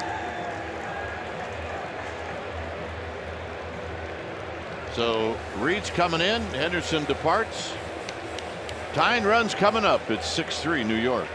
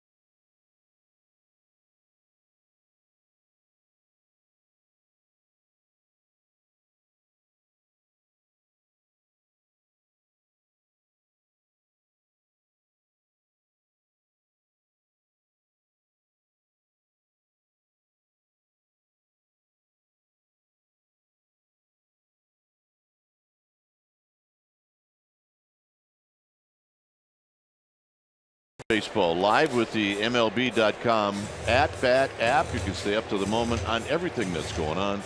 Download MLB.com at-bat, the #1 app for live baseball on your phone and on your tablet. This little guy's got it going. Yeah, he does. Where's that Uniwell? Custom fit, that a bit. When it's time for a change, think Speedy Oil Change and Auto Service, your oil change tune-up and smog experts. Addison Reed, the new pitcher now for the Mets. This is what he has done in 12 games. He's no record yet with a 2.25 ERA, 15 strikeouts against 2 walks in 12 innings. Well, those numbers are dominant. He's got a good, low mid-90s fastball with a hard slider. Basically a 2-pitch guy, former closer with the White Sox. I mean, he's had some big years. Had 40 saves with the White Sox in 2013, 32 with the D-backs in 2014, and then that was kind of it. He kind of lost his closer job, but definitely not an easy at bat. Big guy, 6'4", 230 in his 5th year at the big league level. And Pagan letting out some shaft, and it's no balls and 1 strike. Took a swing through, and that asked plate umpire Paul Now, was that a strike? And Now shook his head, said nope. Pagan's only faced Reed a couple of times. He's 0 for 2.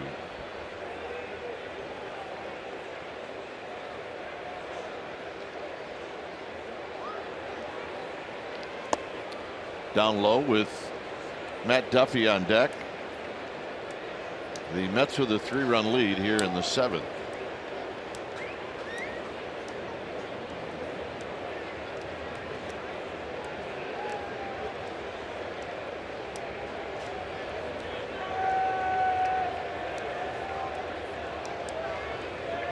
Pagan hit a home run last night, and he hit it right-handed.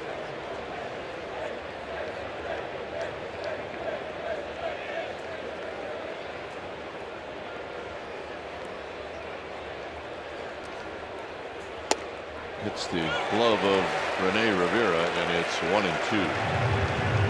Way down at the knees. Giants have the right guy up there. He's been the hottest guy since the first day of the season. It comes down to a 2-strike, 2-out opportunity, as it so often will do.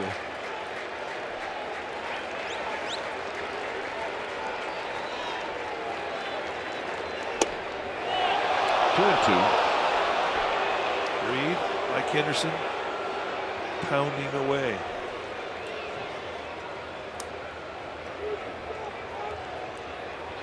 There's Duffy. He'd like to hit here in the 7th. It's going to be up to Reed and Pagan.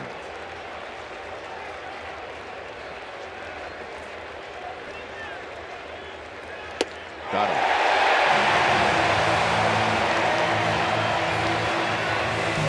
Bottom of the 7th coming up. 6-3 New York.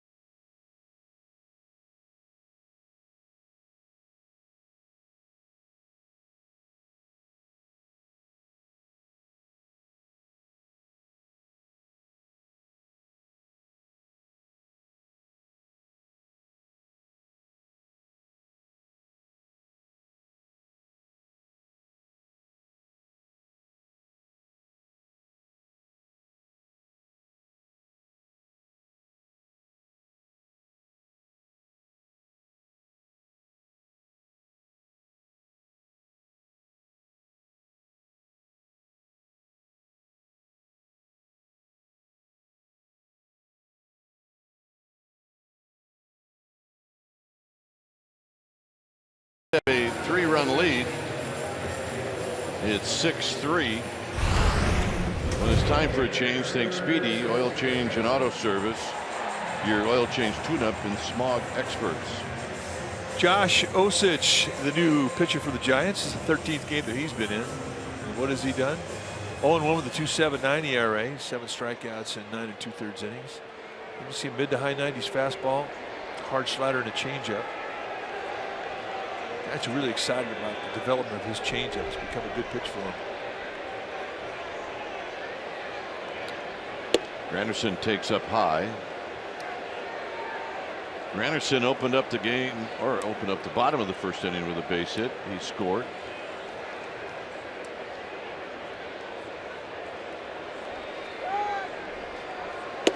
And same spot, it's 2-0. 98, 96, and that really has kind of been what we've seen a lot of in the month of April with Osich, is he hasn't had great control with the fastball. He's had the velocity.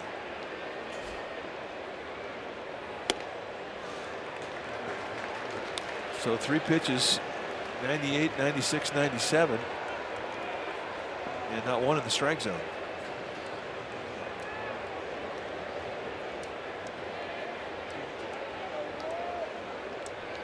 So he's got to come in here.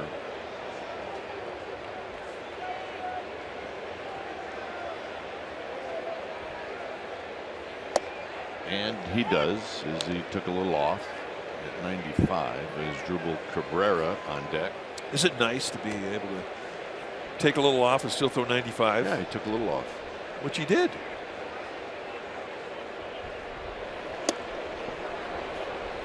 Added a little. It's now 3-2. That was 96-mile-an-hour fastball with two-seam movement. It looked like a right-hander's slider. It did. I guarantee Granderson's going, who is this guy?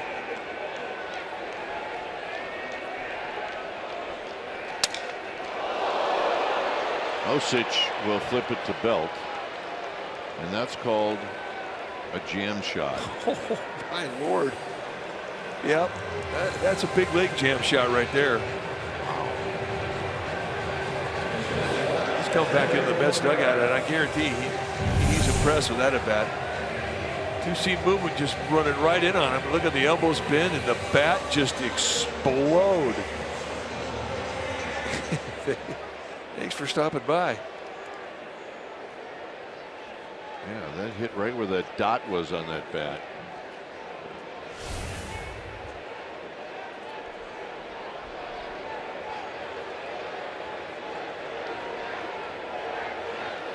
Cabrera on the ground to Duffy. Duffy will knock it down.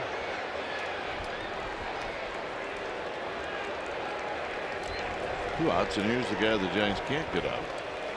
Well, this ought to be an impressive at bat right here.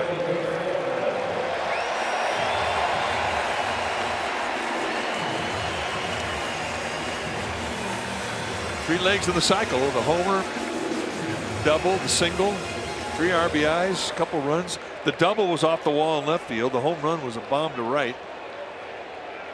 He has been locked in this series.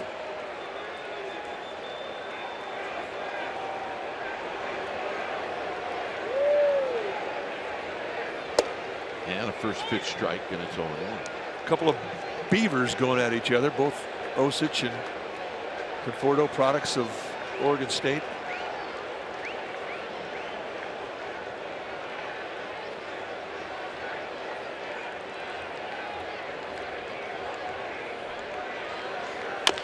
Tap to Belt. Belt will flip it to Osich, and that's going to end the inning. Conforto out. 8th inning coming up.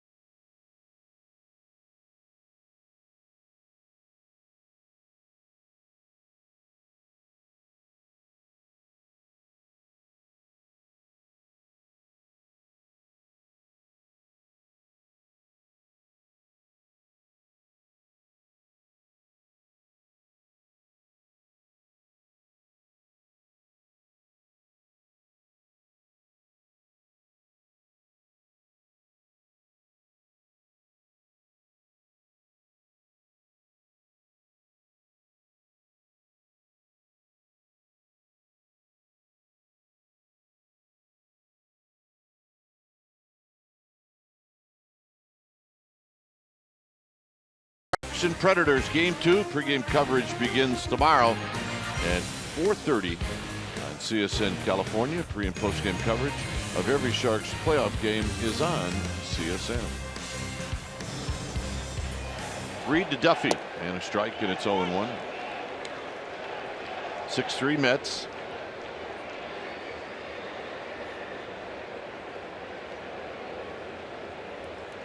Mr. Posey on deck, and this pitch just a little high from Addison Reed, who struck out Pagan to end the 7th inning. Cespedes goes from center to left, and Juan Lagares is now the center fielder. He's a terrific defender. 2 balls and a strike. Duffy is 0 for 3, reached out an error in the 3rd.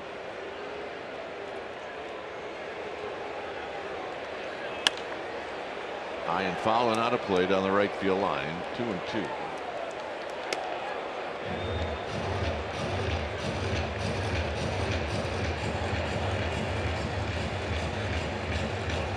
Down 3 runs.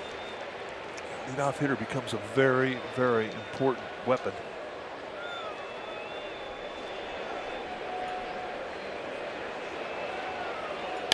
Out of play again.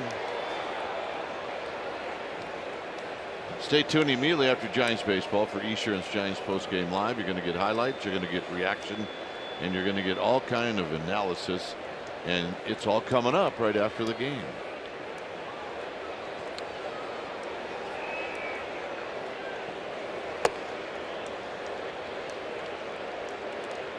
Giants to take a walk here.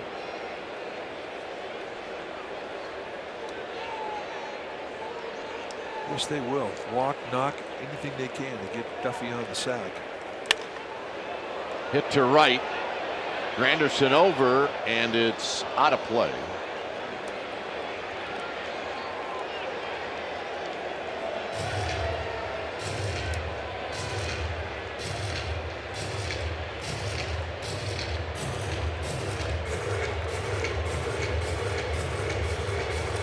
So Duffy will return after the long trot down the right, or down the first base line.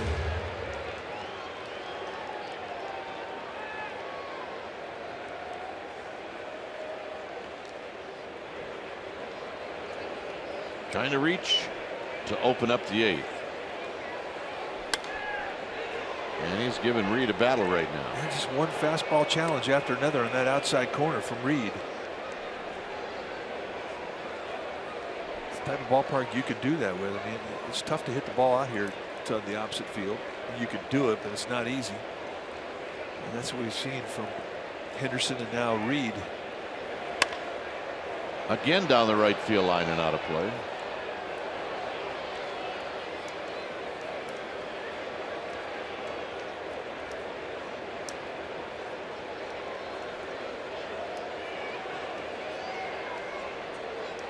Well, if you've got a good fastball, mid-90s, which he has, and you've got the ability to command it on the outside corner, which he can, you have a 3-run lead, put the pressure on the hitter, and that's what he's done.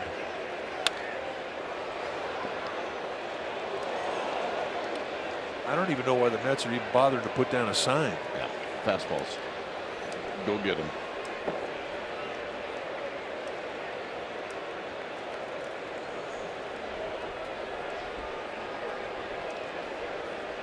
Inside with the target now with the fastball. Out of play. Duda will give chase.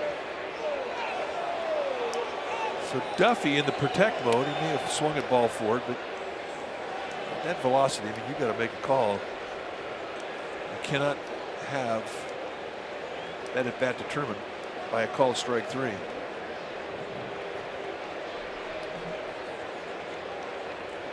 And another 3-2 pitch.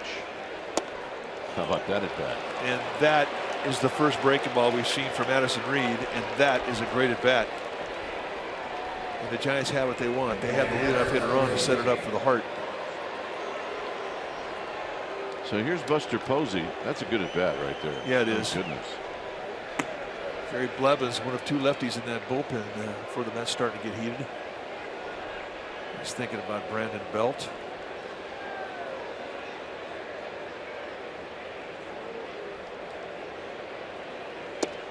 And a strike on the outside corner.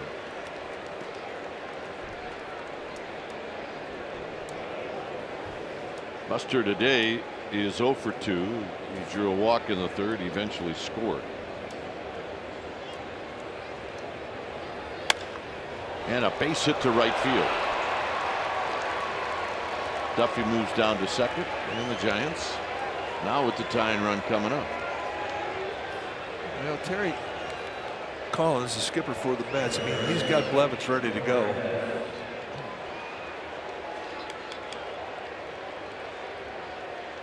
Looks to me like he's going to let him have at Belt, or he's going to let Reed pitch to Belt because of Hunter Pence on deck. So this is an opportunity here for the Giants to get a lefty up against a righty. Belt is 1 for 5 in his career against Reed. And he takes outside 1-0.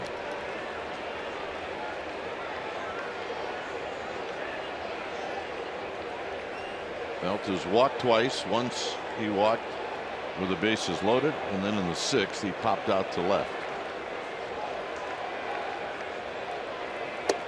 Nope, 2 balls and no strikes. 2 easy takes. And as we know, Belt is selective. He is not going to help Reed out.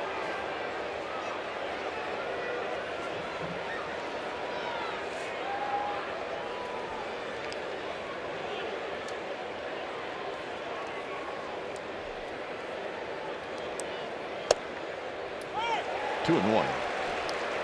Staying true to form. Fastball away.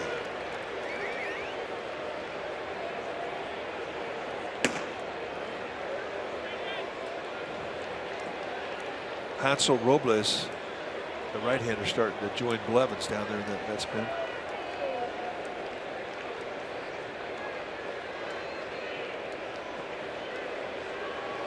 Two one to Belt. Low throw down to second is not close. It's 3-1. Well, for Belt, who has to know that everybody coming out of that bullpen's throwing fastballs away. You're in the driver's seat, a 3-1 count. You just look on that side of the plate. You look for fastball. You look for fastball away.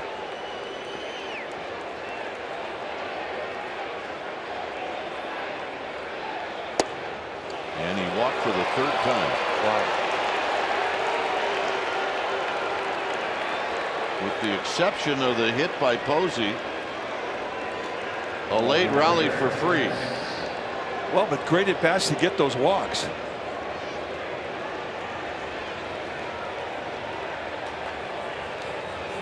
So Terry Collins coming out. We're going to see Hansel Robles.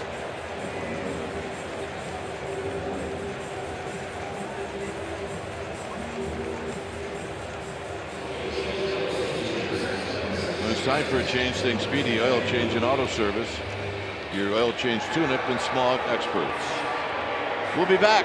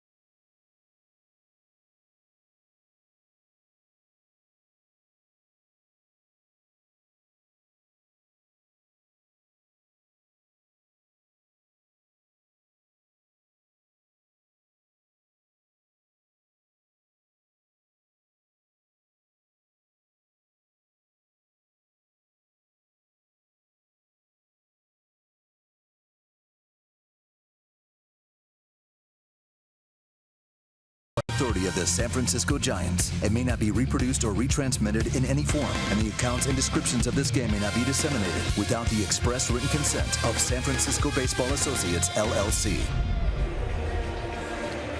We're in the 8th inning. The Mets have a 6-3 lead.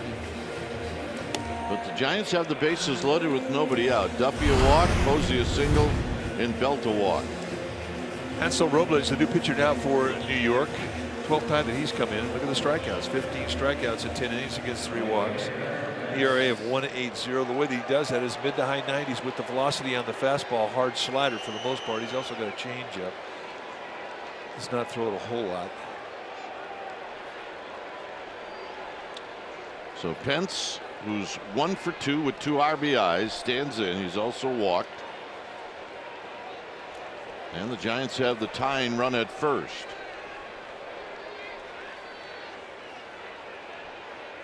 And the pitch is a strike from Robles, and it's no balls and 1 strike. And right away attack that outside corner. That's a 2-seam fastball wrapping around that outside corner. I mean, that's about as perfect a pitch as you could throw in a first pitch with the bases loaded.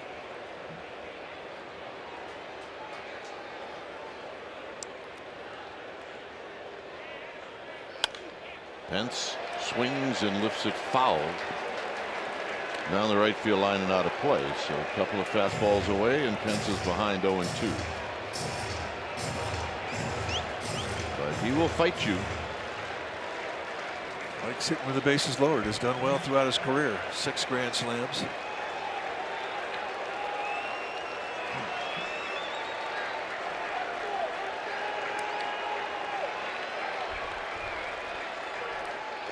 The dirt, nice block. So there's the slider. You pretty much have seen what he's got. Everything is gone on that outside part of the plate. I don't think his heart was in that slider as much as it's going to be into this fastball coming up here. Yeah, he definitely didn't want to miss out over the plate with it. Shade Pence a bit to the right side of the field with Lagares in center, about 8 steps towards the gap in right center. Everybody else straight up. Hit high and deep into center field. Lagares back at the track, and he makes the catch. Scoring is Duffy. Posey to third. It's 6-4. Wow. Wow. I mean, that ball was hit well. It gives you an idea of what it takes to get it out of the ballpark once you go gap to gap. The carry in this field is down the sidelines to both sides. And Pence takes on the deepest part of right field, right center, high fastball. And with his strength, he backspins this thing out there. For a minute, I thought he had it. As typeset Lagares, exceptional with the glove, drifts back. And it winds up being a good situation with that. And they do get a run. Yeah, now it's Crawford. Crawford is 0 for 3 with a couple of strikeouts.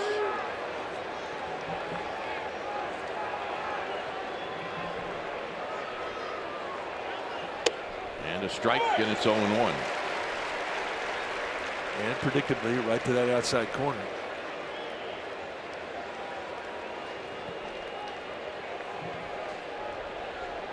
Kelby Tomlinson is on deck. Belt at first. He's represents the tying run in this game.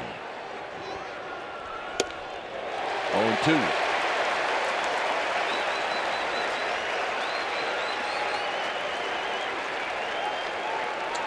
Power arms, and they have mastered the outside location. All of them. Henderson, Reed, and now Robles.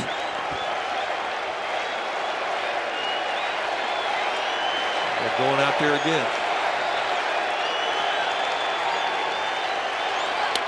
Out of play. Crawford stays alive.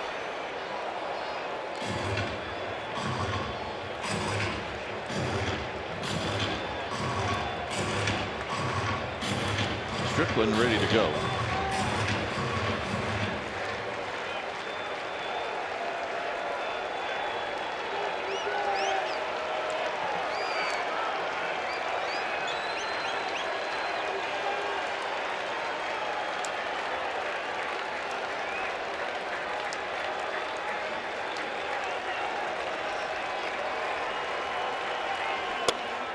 Nice play. 1-2. I mean, that's a tough play for a catcher because up until now, I mean, everybody's been pretty much hitting that side of the plate. You set up an outside target like Rivera did, and this ball comes down and away from your intended target and goes into the left-handed hitter. He makes a pretty good play here. At that velocity, that's not that easy. 1-2.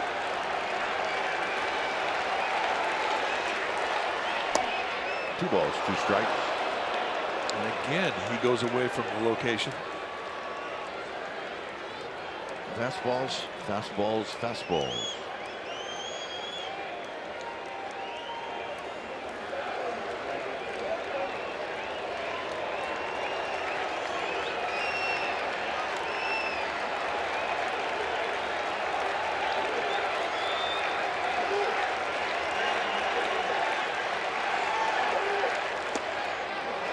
And that's a slider, the first one that he has thrown Crawford in this sequence. And that was his shot to go out of the strike zone down and in. A little back foot slider and a nice take. Not an easy one for Crawford. A walk here and you put the potential tying run into scoring position. So if you're Crawford, you have to think that you're going to get something to hit.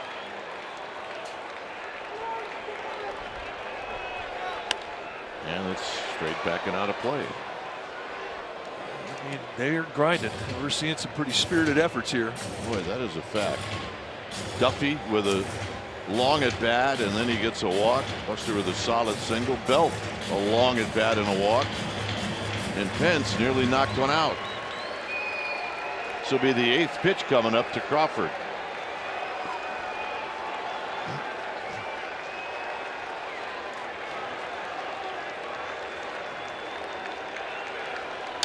And Crawford stays alive. Expand and protect. Expand and protect.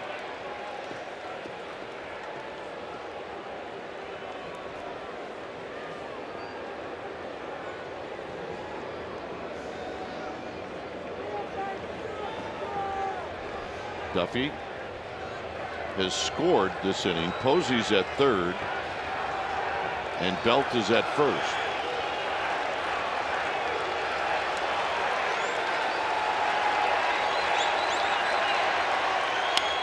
Out of play again. 94-mile-an-hour challenge. And Crawford fights it off.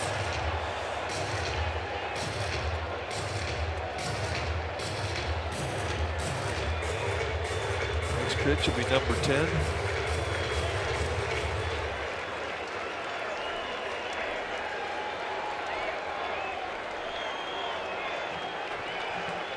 Three and two.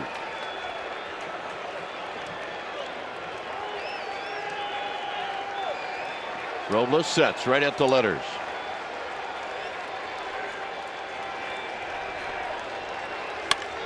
Hammered to right. And Granderson's going to reach up and make the catch. And another terrific at bat. 2 down. Scoring is Posey. It's 6-5. That was a bullet. And you're right. And another great at bat.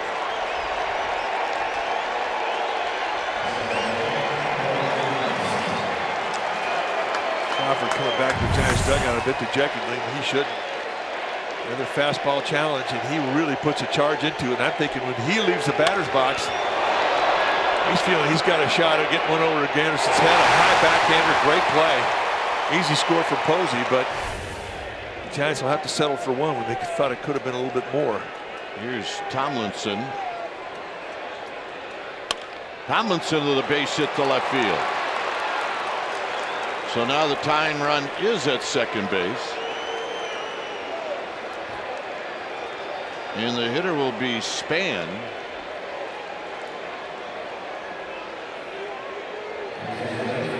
Check that, Gregor Blanco.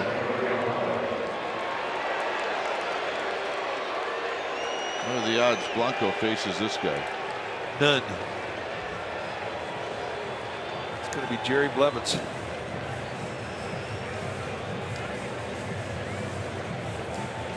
Giants have scored twice in this inning.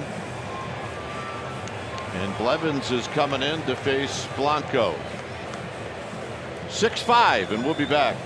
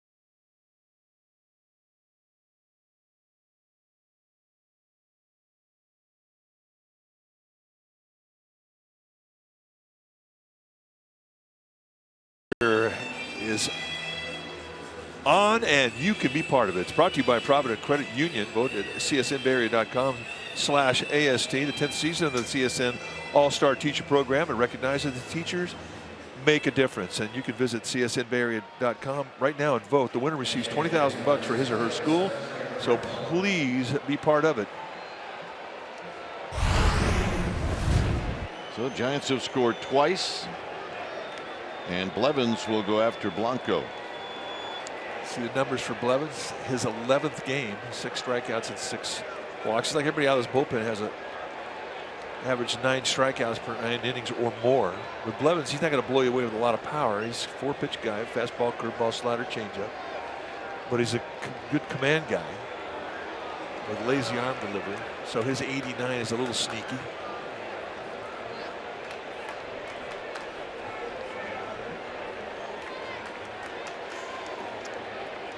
So Blanco over the years has done just fine against left-handed pitching. When the Mets brought in Lagares in center field, they put a good arm in center. Now they have Cespedes in left. That's 2 good arms in the outfield.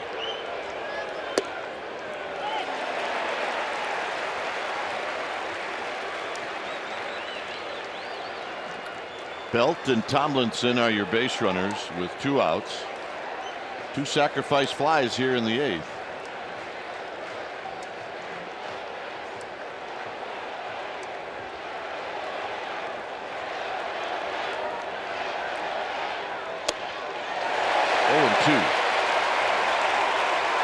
I've not seen a swing like that from Gregor Blanco this year, where he was off balance and reaching. And I don't think he was looking fastball on that pitch.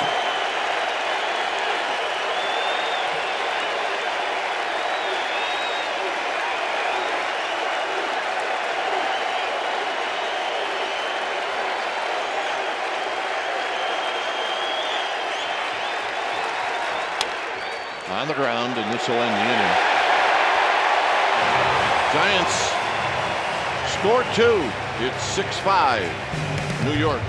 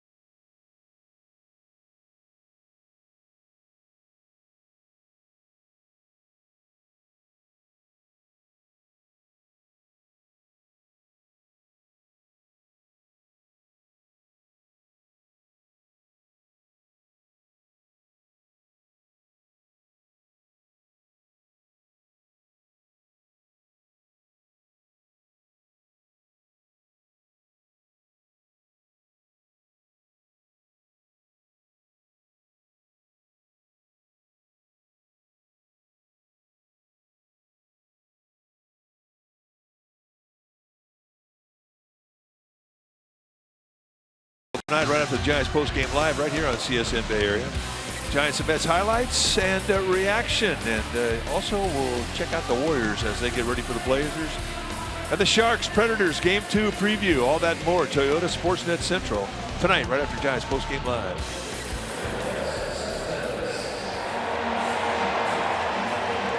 Well, it's time for a change. Then Speedy Oil Change and Auto Service, your oil change tune-up and smog experts.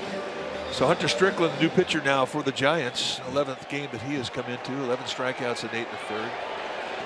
With Strickland, you're going to see a mid to high 90s fastball, hard slider, and a split.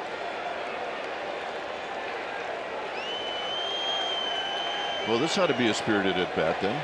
Power versus power. Mano y mano.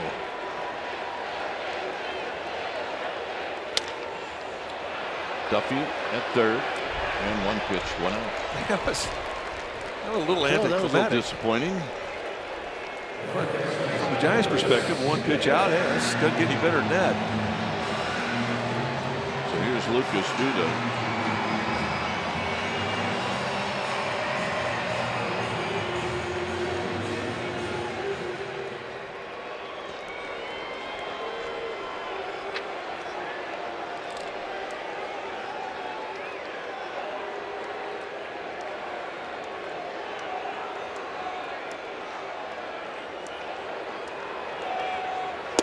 And a strike to Lucas Duda at 95, and it's 0-1.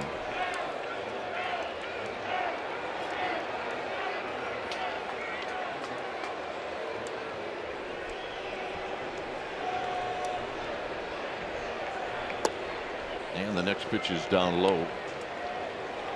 It's amazing. Last night in a game that was totally out of hand, Joe Panik tweaks his groin, and how it can affect how Bruce Bochy uses his bench today. Yeah, you're right. Panik is available to pinch hit, but can't really run. If you pinch him, they're going to have to run for him. So that means one move is going to cost you 2 guys. And you don't know if things were different. Does Bruce Bochy use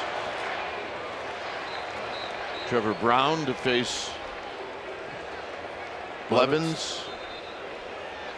And if you do that, you don't have much left after that if Panik really can't play.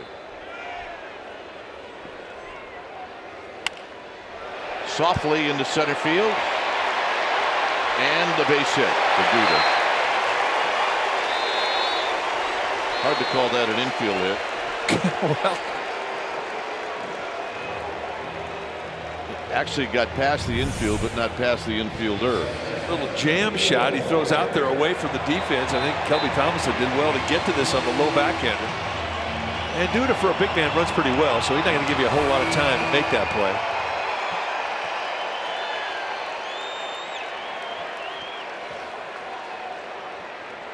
Here's Walker. Walker had a broken bat single in the first inning that knocked in a couple of runs off of Kane.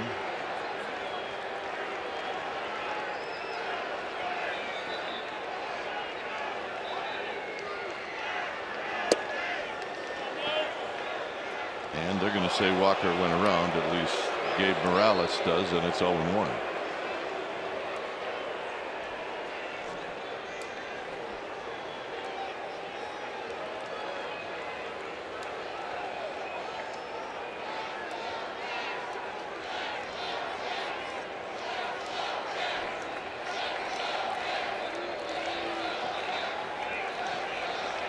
Look out. As it squirts to the backstop. And Lucas down to second. I don't know how Walker avoided being hit on that ball. I don't either. I suppose he ran out there quickly with Strickland. Making sure they're on the same page now that they have to use runners at second base signs. Just over the shoe tops. Walker's going to be walked intentionally.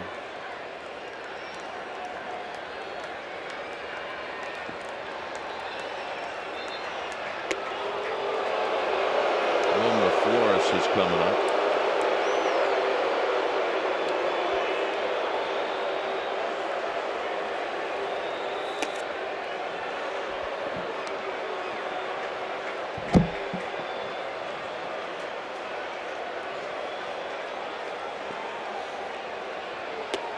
So Walker will drop his bat, his shin guard. And here's Wilmer Flores, and right now his home run is a difference in the game. It's his 3rd hit of the year, and it went over the fence. Oh, solo shot, 1 out in the 6th inning.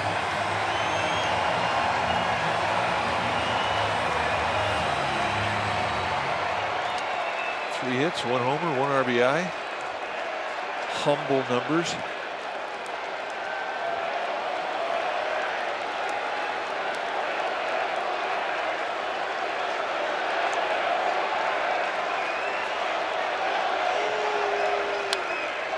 First pitch is a foul out of play, and it's 0-1. But as humble as those numbers are, I mean, the last at bat he had, he hit a home run, so he's got to be feeling a whole lot better than before the home run.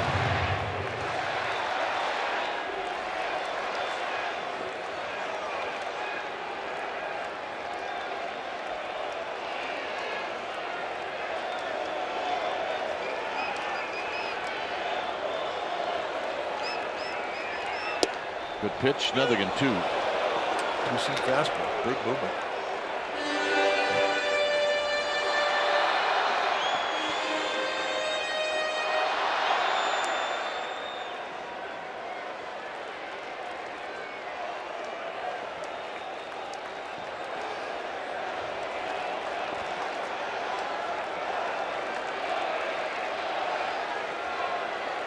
Strickland trusting Buster Posey. It's 0-2.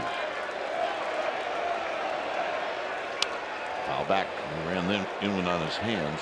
It's a nice 2-pitch sequence there, and get that second strike on the outside corner with a 2-seam fastball, then move it across the plate in and let the movement go off the plate. Flores did well to fight that one off. But that's nice command of high velocity.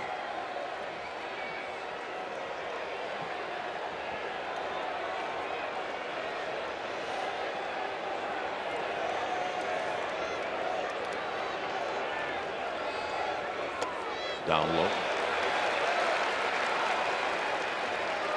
This is the one that is the difference in the game.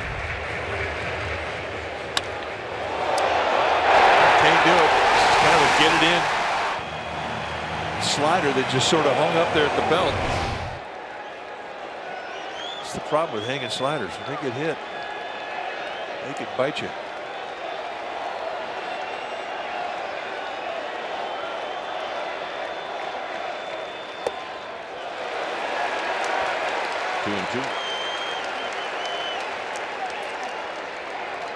Slider has been a pitch for Hunter Strickland. It just has not been that productive.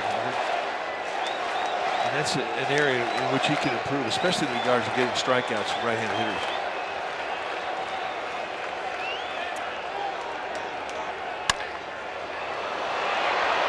Tomlinson to Crawford, and Crawford will eat it. So Rivera's going to hit.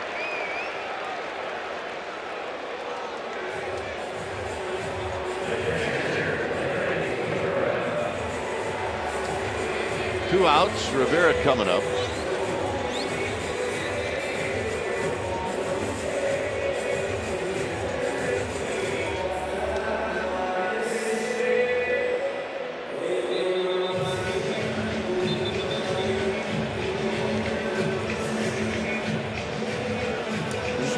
Bruce Bochy's going to have a word about the play at second base with Neil Walker.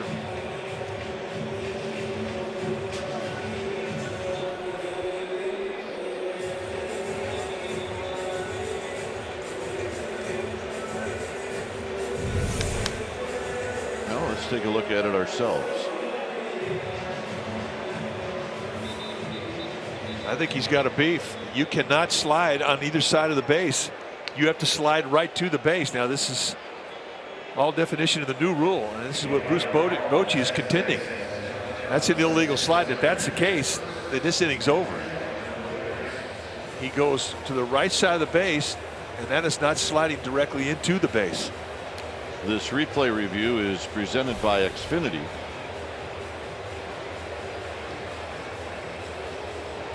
The way the new rule is you have to get down on the ground before you get to the base. You have to slide directly at the base, and you cannot slide past the base. And Walker did two things against the rules. One, he slid to the right side of second base, and then he slid past the base.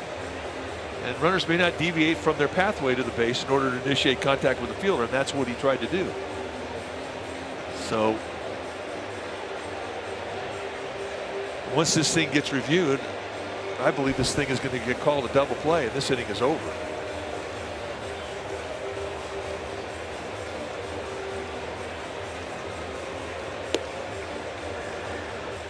Walker slides to the right of the bag. That is not a path directly to the bag, and that in itself is a deviation. And then he goes past the base.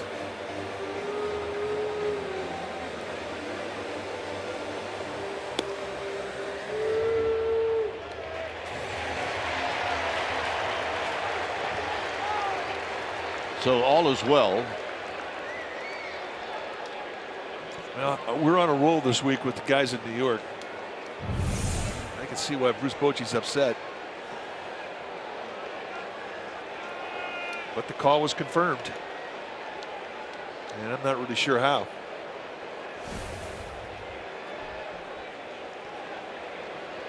So here's Rene Rivera.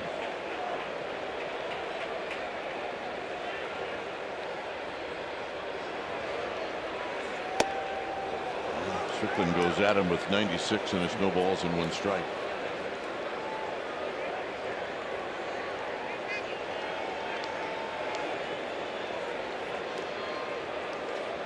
Interpretation of that rule at second base has been inconsistent and very confusing. Outside, 1 ball and 1 strike.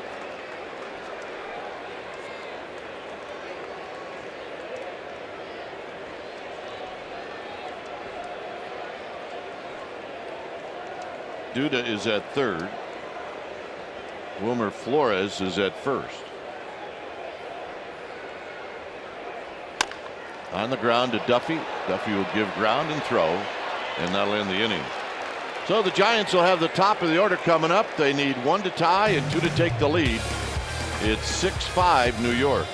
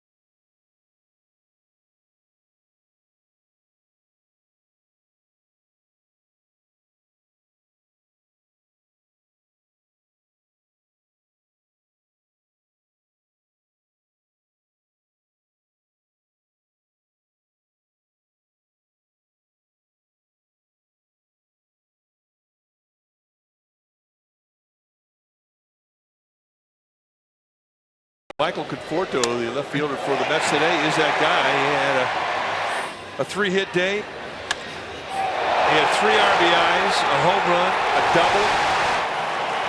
He came as advertised. They said he could hit, and he has absolutely lit it up today. Here's the solo shot up shot off Kane back in the 5th inning. His 4th of the year. So we're going to make Michael Conforto our player of the game, brought to you by Honda.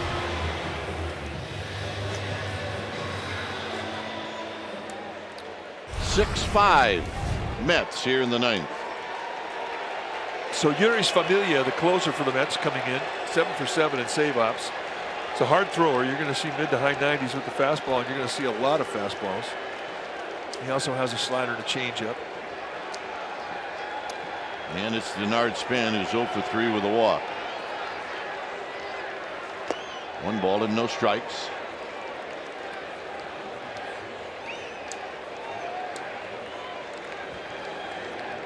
Pagan and then Duffy. And then the Giants are hoping Posey, Belt, Pence, and Crawford.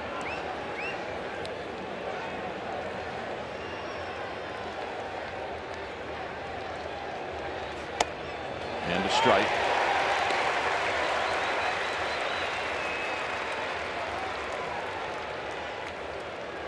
Span has only faced Familia 1 time. He's 0 for 1.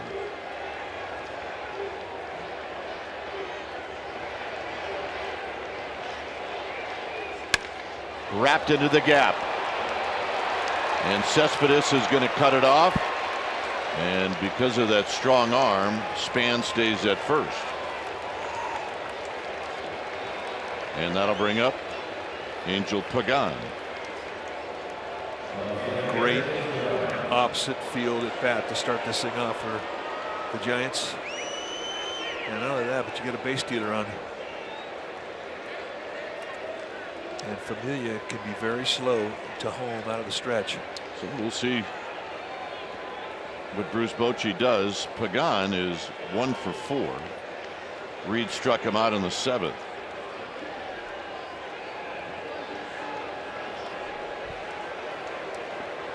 In at third is Flores. And it's outside, 1-0. Mets play for the bunt. They had Flores, the third baseman, really coming in hard.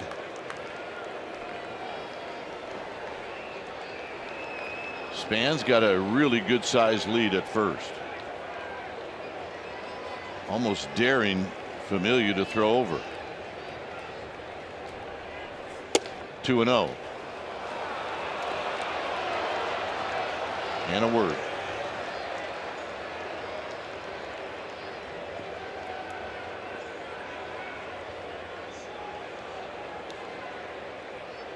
How about fastball away? Okay.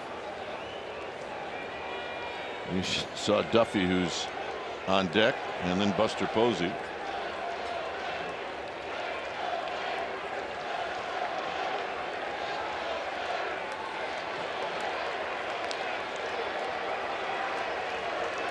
Span again with a good lead.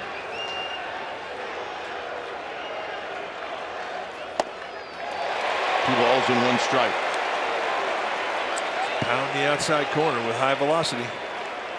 Pretty much what we've seen ever since the bullpen has taken this game over for New York.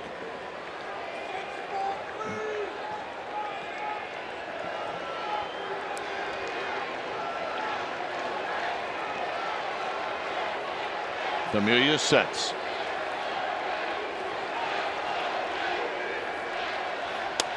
Out of play. Fastball. Away.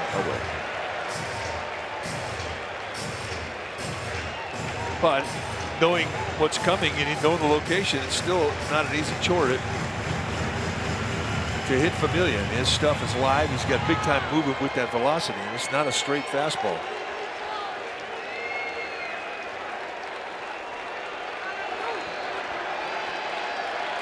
So 2-2 to Angel Pagan. Out of play again.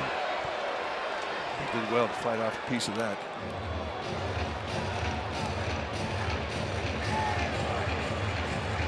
Well, one thing with Pagan, and you can say this about everybody in this Giants lineup, you pitch him on one side of the plate with 1 speed, I mean, they're going to adjust to you. Pagan has no problem going to left field. Well, Mets think that he might do that. Cespedes is over towards the line.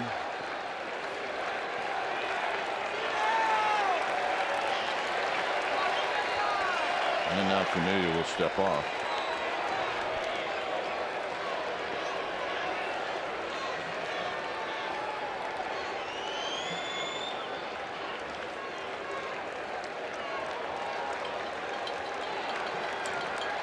Two-seam fastball.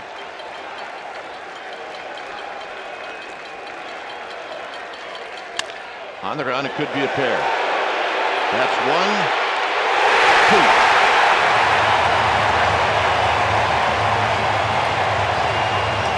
That's what the two-seam fastball is designed to do. Put the ball on the ground.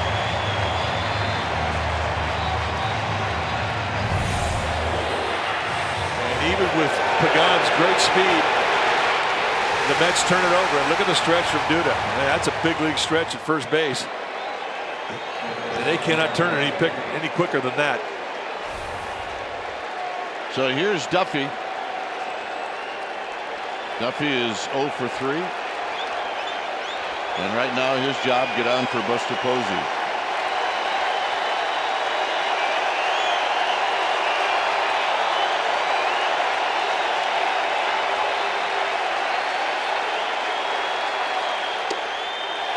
And Duffy goes around. It's no balls and 1 strike. That's a late movement that broke the swing down. And that doesn't happen very often to Duffy, which gives you an idea of what type of movement that Familia can bring up at 96 miles per hour. That thing just completely bore in on Duffy.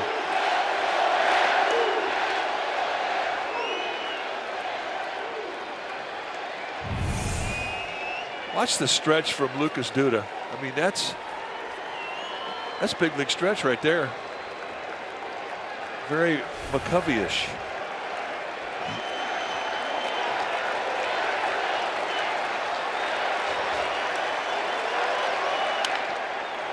Fair ball.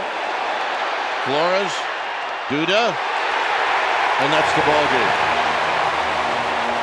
So Duffy did his best to try to avoid the tag, and the Mets have won their 8th in a row.